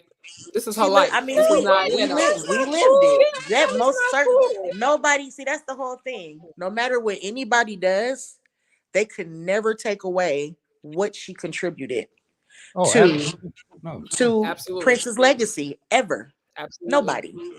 So Let you know, me just ask you a question. I'm not going to labor on this, but just so we clear, Your mom was on the podcast, right? She what? Y'all was on the podcast they just had, right? Uh-huh. Promoting the album and stuff. That's her on the video and all that. But y'all didn't get the actual box set in the mail. Nope. Got it. That is insane. Wow. Okay. No, we did not. You're gonna have to write that wrong. You're gonna have to write that wrong. Okay. All right. Listen, like, and thank you for that. Thank you for that brutal truth, because it looks so glamorous sometimes, and you would think that, you know, the reward would be set, but it's not always there, you know. But just know it gets there's a lot of commentary coming in about this. Yes, the industry trash. I roll. I hear that, Ashun. I'm gonna tell you though, it's just like, you know, this is why nobody has seen my mom since Prince's death. She opted out of everything. She really didn't want any parts of, you know, all the stuff that's been taking place and going on, because she felt like it was just, it wasn't done properly and it wasn't right, and just, you know, just the way everything had been happening since he passed, she just didn't want to have any parts of it. Like, she really passed out. She passed down a lot of money and stuff. She's like, no, she passed on it because she just felt like it was more of a disservice to his legacy and to him, the way things were being handled, and just being on the inside and knowing him and knowing, you know, really how he dealt with people, who he dealt with, who he didn't, and then watching how everything rolled out. She just opted out. She was just like, no, you know, their relationship is very genuine and personal, and they had such a great respect for one another that for her the money was not worth the disrespect, because for her it was like disrespectful. She was just like, no, I'm not doing none of that. I'm not doing it. So, you know. And I think that's another endearing piece about your mom. There's an authenticity there, right? Because even within Prince's passing, many people who we thought, you know, I talked to Toya about the auction that's happening. Yeah, I didn't even know about that. Yeah, Prince clearly gave people certain items, you know, from his, you know, whether it's from Under the Cherry Moon or, you know, different videos, and to see them on the auction block. And I'm just, all I can think about is, I wonder how this person acquired it. Was it from a space of love? Was it from a space of, you know, keep this and remember me? And then it ends up on the auction block you know, and being sold. I mean, you know, some people, money means more than sentiment to a lot of people. You know Absolutely. what I mean? So, and it's sad, but yeah. It's sad, but that's what it is. My mom and Prince relationship came from a very genuine place. You know, they were very close to each other. They were I like to say that they had a marriage in music, because they did. They had a partnership in music, and it tied in personally to like family. You know what I mean? So it was just like, he used to come over to the house and record. He didn't do that everywhere. He didn't really fool with people like that. You know what I mean? That spoke in volumes, like that he had that kind of trust. And that's why he would showcase her so much too, you know, because their relationship was more than business. It was like a family, you know, setting with him and her. And, I mean, he wrote with her. I mean, she's a major songwriter in his world. Diamonds and Pearls, which is our title track here within this reissue, your mom is on that. She's as the songwriter. Well, like Pain, my mom wrote Pain before she came there. My mom wrote Streetwalker before she came there. She did that early 80s. It's a lot of her material that when she came, you know, people forget she already had a career. She already had material. So he heard a lot of her stuff, and the stuff that he liked, that he felt like it didn't get recognition, or she didn't put it out. He did it with her, and they put it in the vault. So that's what, you know, because he was planning on doing lots of projects with her, but she was impatient and she left because it wasn't happening fast enough for her to get her solo thing from him. But you know, he just wanted her to stay with him because they had such a good partnership. And he understood she wanted to be solo, but for her was like, I need to do it now. and you're not trying to let me do it now, so I'm gonna have to leave. So that's why she left, because it's like all kind of rumors about why she left and stuff too, which was not true. She left because she wasn't getting her solo spot fast enough the way she wanted to. Right. And I think she would have too. gladly went on tour with him and opened for him. Maybe Mhm. if he would have allowed her that, but he wanted to keep her in the band. You know what I mean? So that's what that whole thing was with that. Well, okay, I have a question about that because I know that she came back, she came back she was in the year 2000 New Year's Eve special. Mhm. Didn't she? She was Well, in yeah, that. she never stopped dealing with him. She never stopped performing with him. But as far as like touring, like she would show up and do shows here and there all over the world with him in certain spots and places. But as far as being in the band in MPG and dedicating all that time, she wanted to do that on her own. She wanted to dedicate her time to her own thing, and then she went and signed that deal with Motown, which was a huge mistake. But because it got taken over and stuff, like the same people it was a lot of hands being changed in the company when she got there. So Motown ended up folding. You know what I mean? So she just had some really bad breaks in the industry part after she left Prince, but she never stopped dealing with Prince. They never stopped talking. They never stopped creating together. They never stopped performing together. That didn't stop until she got sick. Then it stopped. But they didn't stop because they had differences or she didn't want to work with him no more. Like that's not. Yeah, she kept working with him all the way up until she didn't work anymore. Mm-hmm. Mm-hmm. There was a question about the gangster rap that you want. Oh yeah, so I posted. Someone had made a comment or a question. How did Prince feel about gangster rap at the time that your mom was saying like you can't listen to it? Like I know he changed his feelings about rap, but I feel like he probably was still not completely down with the whole like hardcore gangster stuff. But like, did he ever talk to you about that? Huh? Oh, did we lose her? Oh no, she's gone. Toya, if you hear us, sign out and sign back in. So Maury's never going to use this platform again, Michael Dean. I said go Zoom. He told me that he uses StreamYard. Now you're going to blame Michael? He's like, I found it on my own, and I mentioned it to him yesterday. Listen, I'm still kind of going beautifully, and I don't want to have a bad attitude, but all of that about them not getting the thing, that kind of that don't sit right in the spirit, man. Sorry, that was my mom. My mom called. That was my mom calling because I'm not answering. Oh, okay. So she's right? fine. She called, but we talk around this time every day. So she called the first time. I didn't answer. She probably thinks something wrong, so she called back. But I'll call her when I'm done.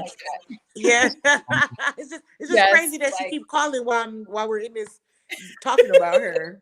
Like I wish I could just click her in, like, but we would love that. But we respect her wishes as well, and we love Rosie. And so Robin and I are going to be putting together our presentations into an article, Toya, and of course we're going to come back to you around in your voice in that space as well, because we just love Rosie, and I hope that's clear to you. Yes.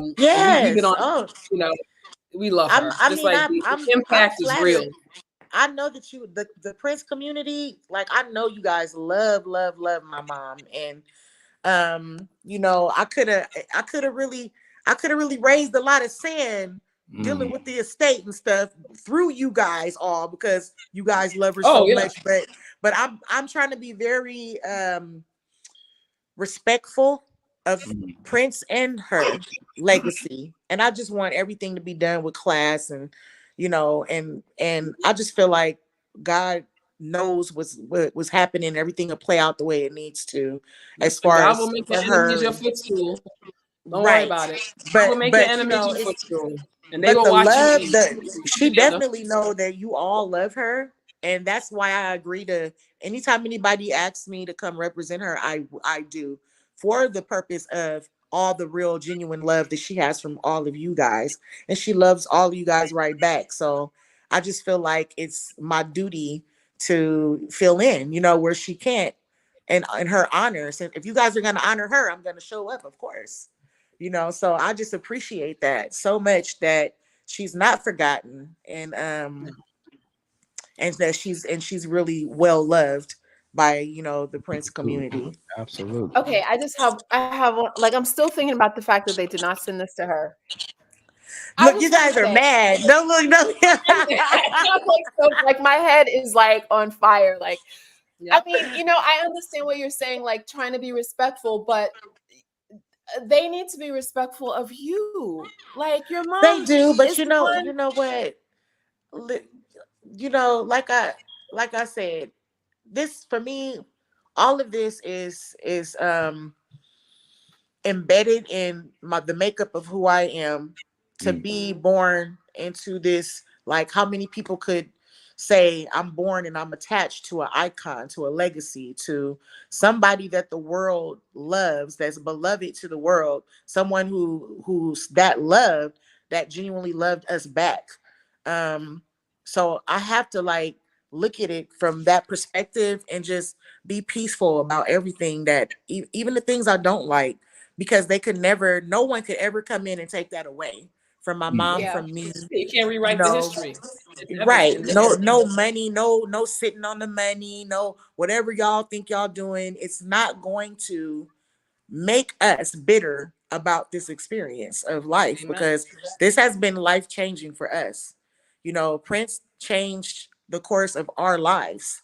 Even though my mom was already out there, she already had a major deal, you know, him being introduced to her, Levi hooking them up like that. Like, Levi, we owe Levi a lot. Levi used to be in my mom's band too. So you guys know, before Prince, they already knew each other. So it's like, for him to come back for her, you know, it speaks in volumes about Levi. So I love Levi to death, Right. because without Levi, our lives would not be this. This would not have been our legacy, you know. And my mom, even though she was phenomenal, she would not have made the waves that she made, being connected and being with Prince.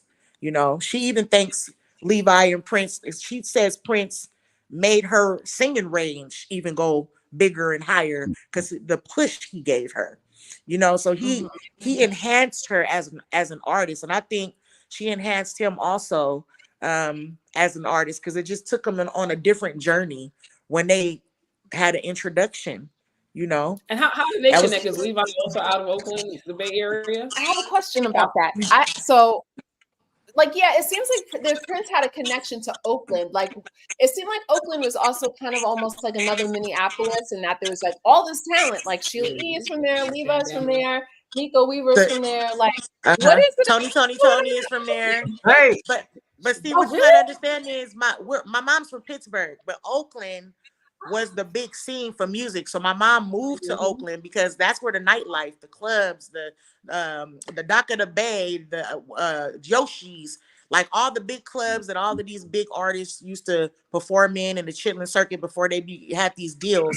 MC Hammer, you know, Hammer was the first rapper to sign a multi-million-dollar contract.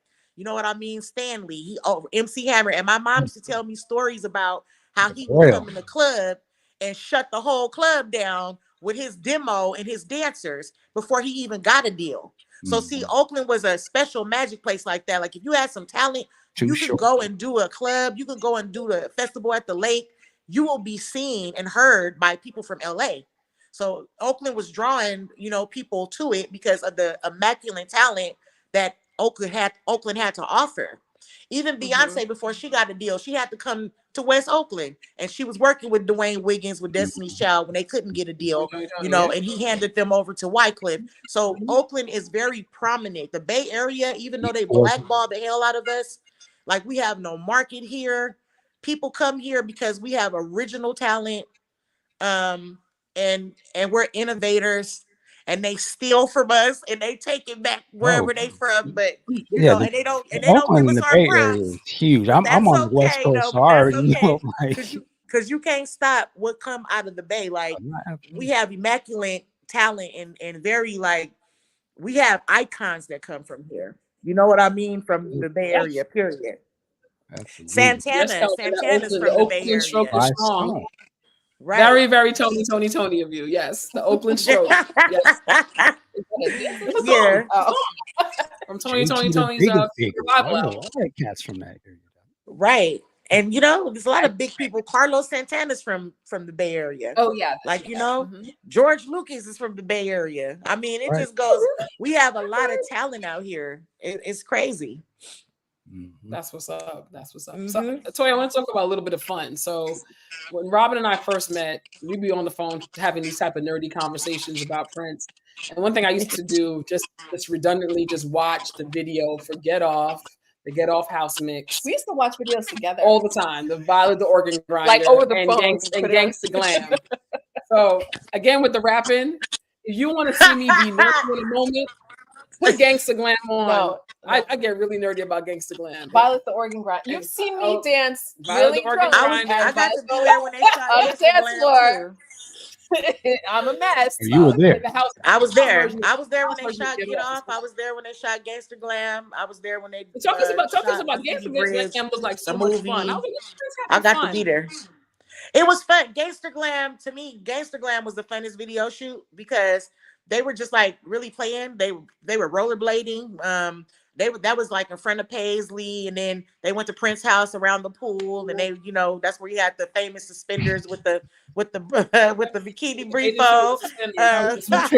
What did you think when you saw that in real time? Like, Well,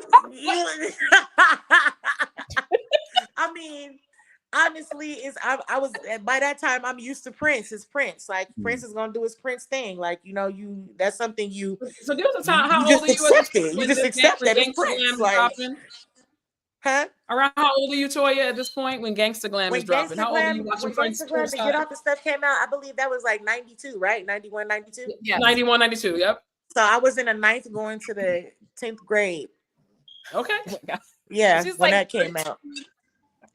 So So they watched me and Prince's dad. So me, Prince's dad, we were in the parking lot watching them rollerblade back and forth and film Gangsta Glam and watching the cameras, how they set it up where the camera rolled across the parking lot with them and followed them, and then all of the 3 cars and my mom dancing, and I was like, Mom, why you keep making that goofy face with and then when they were when they were like all around her and rapping, they were dancing and rapping, and she was like making these weird faces. It was just fun. That was a fun day. That was a fun because it wasn't a serious shoot. It was like a laid back, kickback.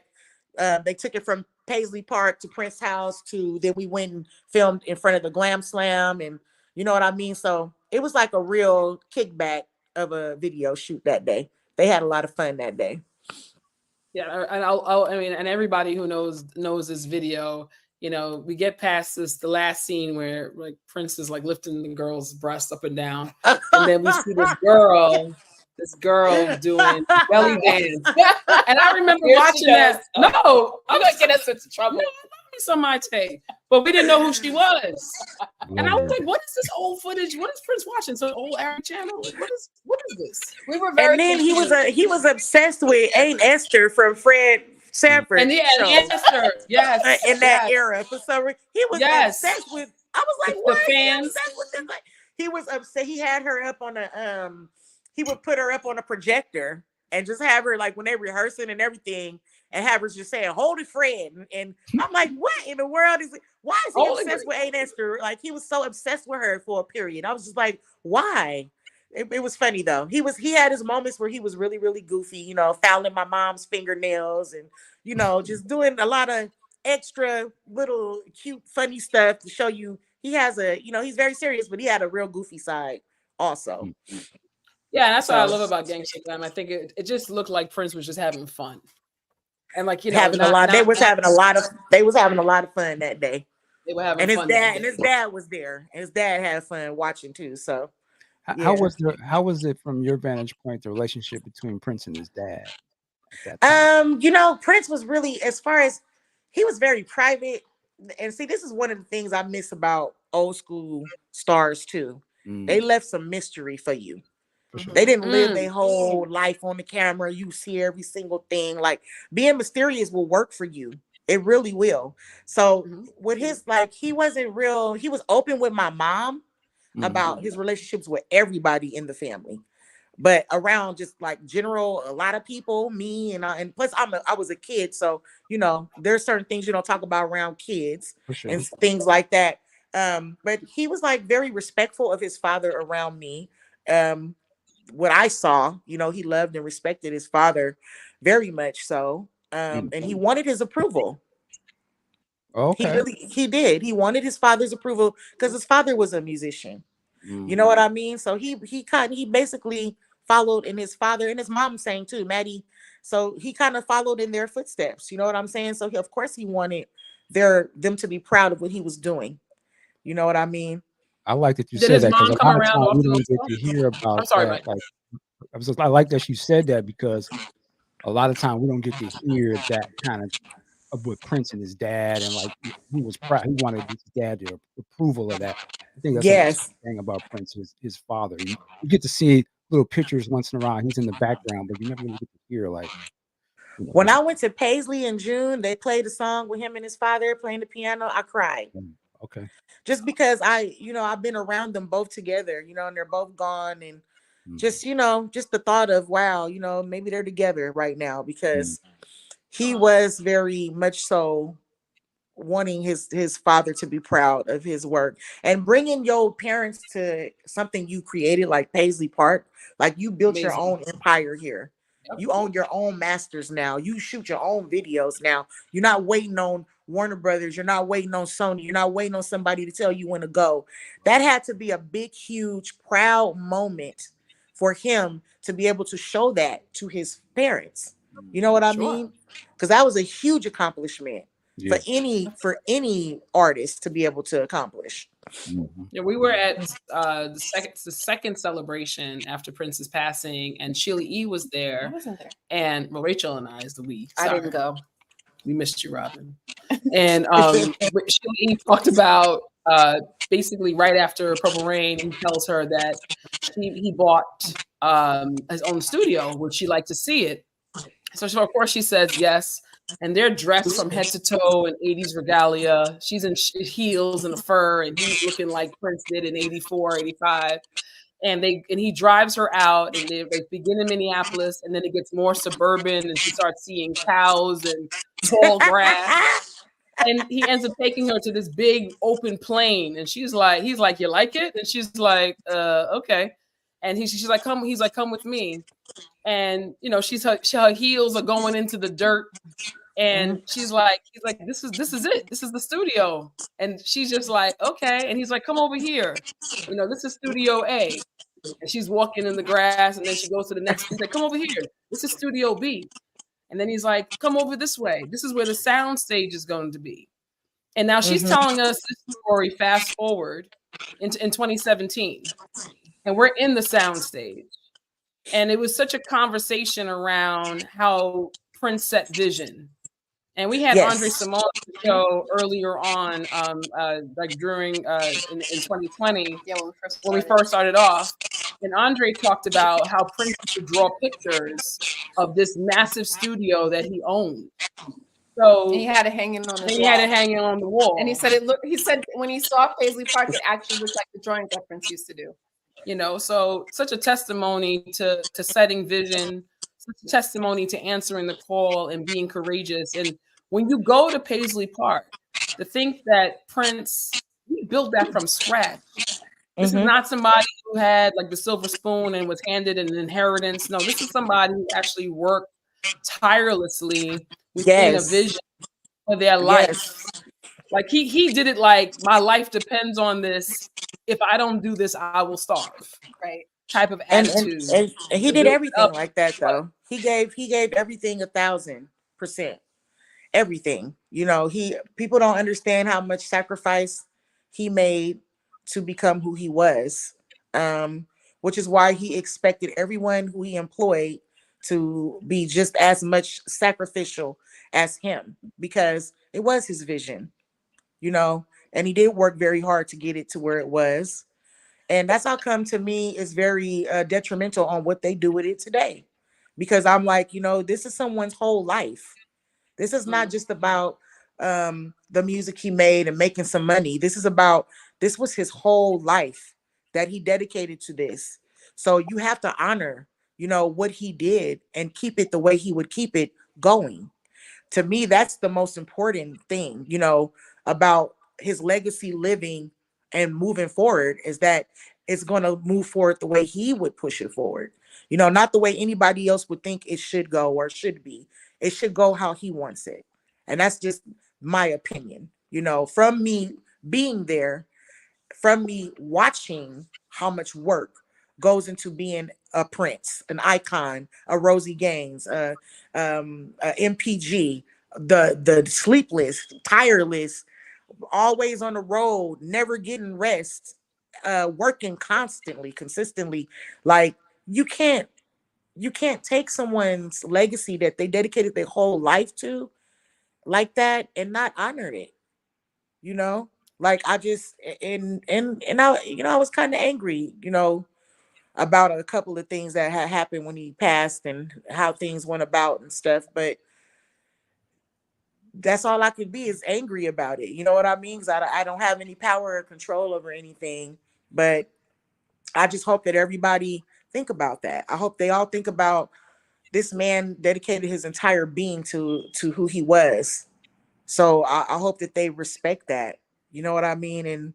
And really protect his legacy. Yeah, and you're actually speaking to why we're doing what we're doing, and I'm sure Michael can comment here as well. And thank you for coming on and telling us your story, because this is how we keep the legacy going. Because I'm confident Yes. after we're long and gone from this earth, just like how I discovered Jimi Hendrix. Jimi Hendrix and I actually share a birthday, November 27th, coming up. Oh wow. And I got intrigued by that, and I started following Jimi Hendrix, and he's like one of my favorite artists, and like was not in my time. I'm confident that there will be boys and girls down the road past our time who are going to be like, oh, June 7th, okay, Prince, who's that?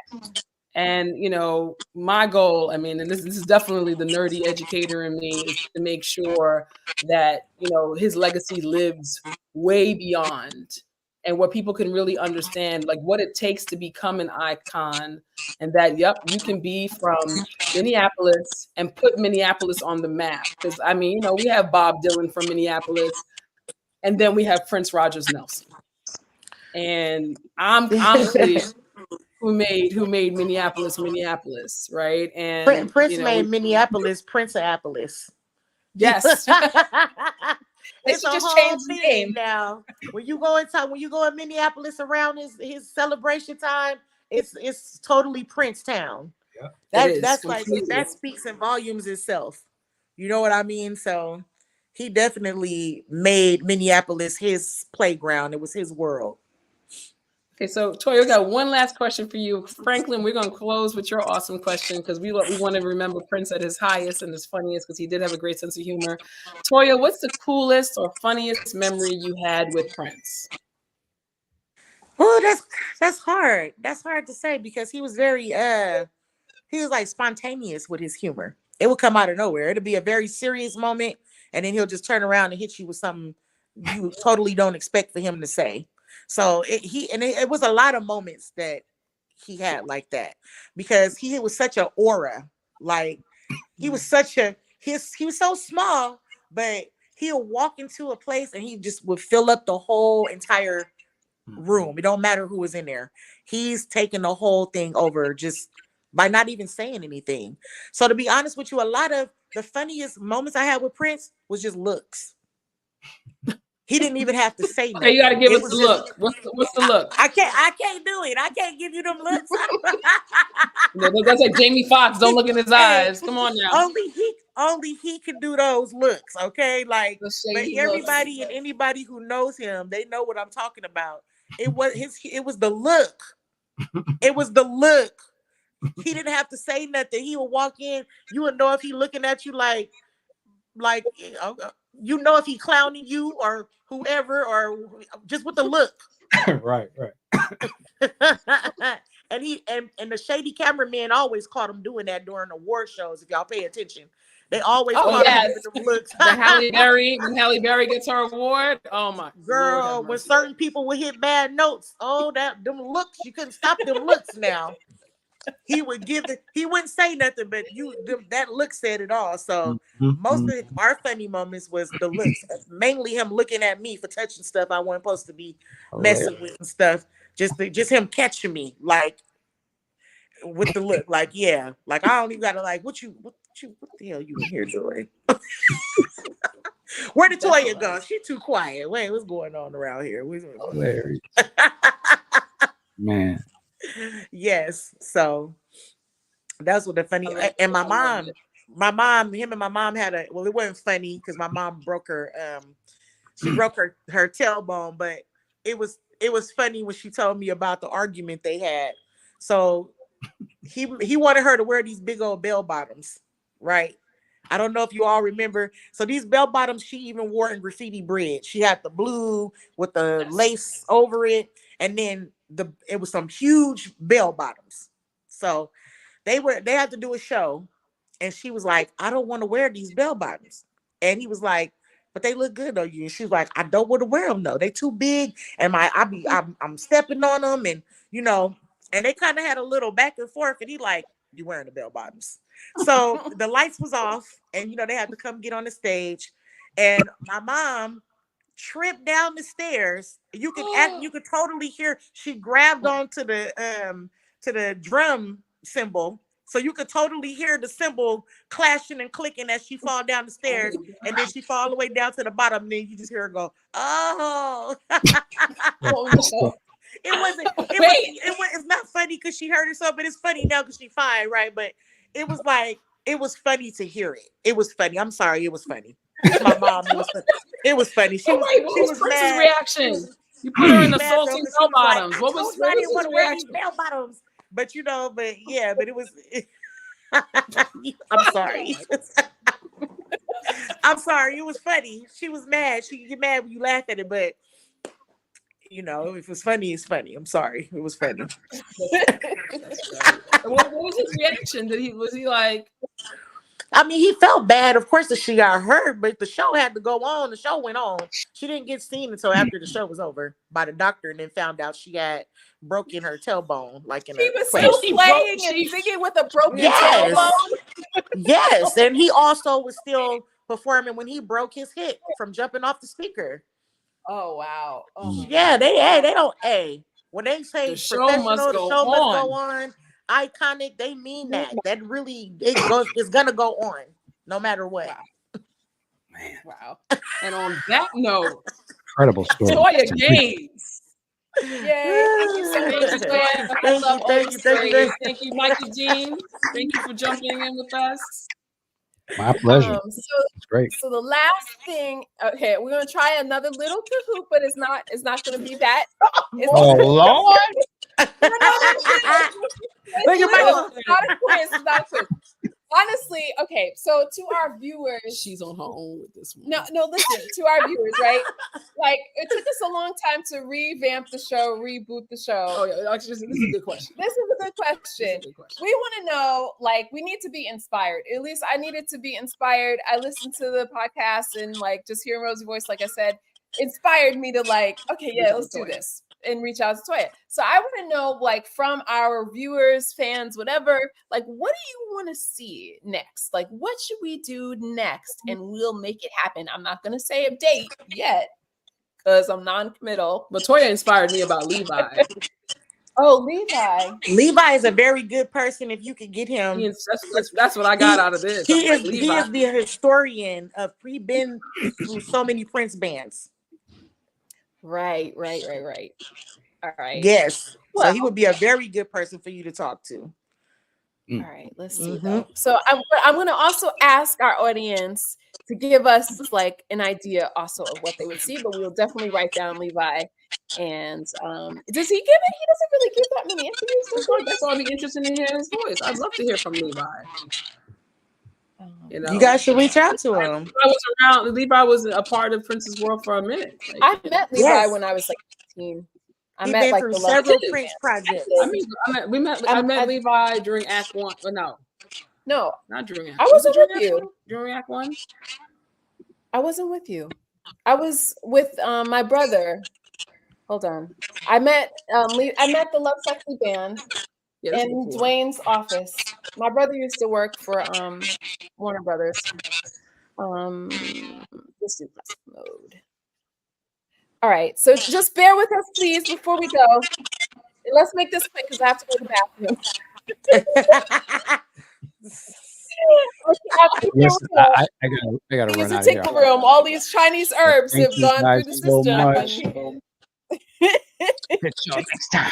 Mr. Cool All D. right, Okay, Michael, have a good Good night. job. Thank Good you night. so Good much. Good night, All right, good love night. you, Bye. share. All right, bye, you guys. Okay, so if you're still with us, everyone else, let's see if we can get them Stage too. play. People writing in the chat too. Stage player recommended Mr. Hayes tells great stories, and also Tony. Oh yeah. Okay, yeah. Da-da-da-da-da. Hi, I'll see Val. what he's gonna play. No, but it's like, please, like you can put it in the chat too. If that's more convenient. Oh, we can because read I it. didn't hit the start. That's Go part of ahead. it. Oh no, you have to wait for players. Anyway, it was just a poll asking what ideas you have, or well, should we do dance next? Should we do fashion? Whichever Topics. one, huh? Whatever topics. You know. Whatever topics you want. But I don't know. I'm so note to self: we're never doing Kahoot again. Yes. And StreamYard is for But me. you know what's nice about StreamYard is you can put the person's comments on the screen. That's lovely. We can just unmute and hear the lovely people's voices too. Oh, whatever. You know. All right, so I'm not gonna just But Toya, hold you are everyone awesome. hostage. You are awesome, Thank you. and we greatly appreciate you.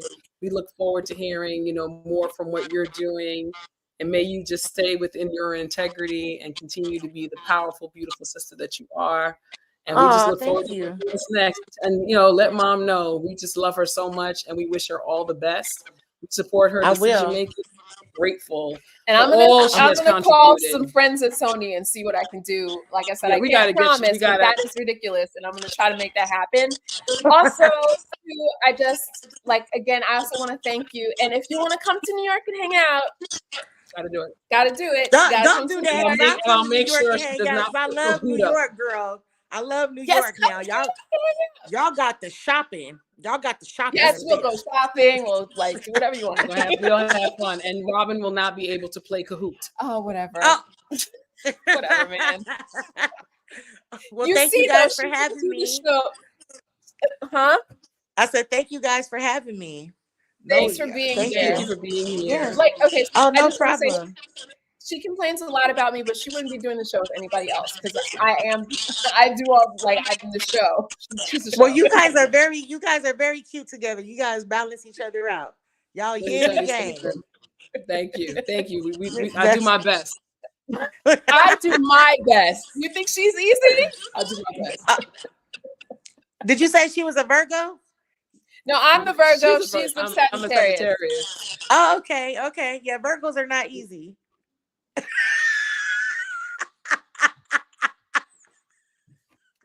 I still love you though. Appreciate you. I'm Toya. sorry. It's my baby daddy did it for you. That's what it is. I'm sorry. He did Oh, it. He messed it up that's for all the different. Virgos in the world. Okay. That's all. That's different. And also, I'm on the cusp. I'm the last day of Virgo. Okay, so I don't really count. I'm more Libra.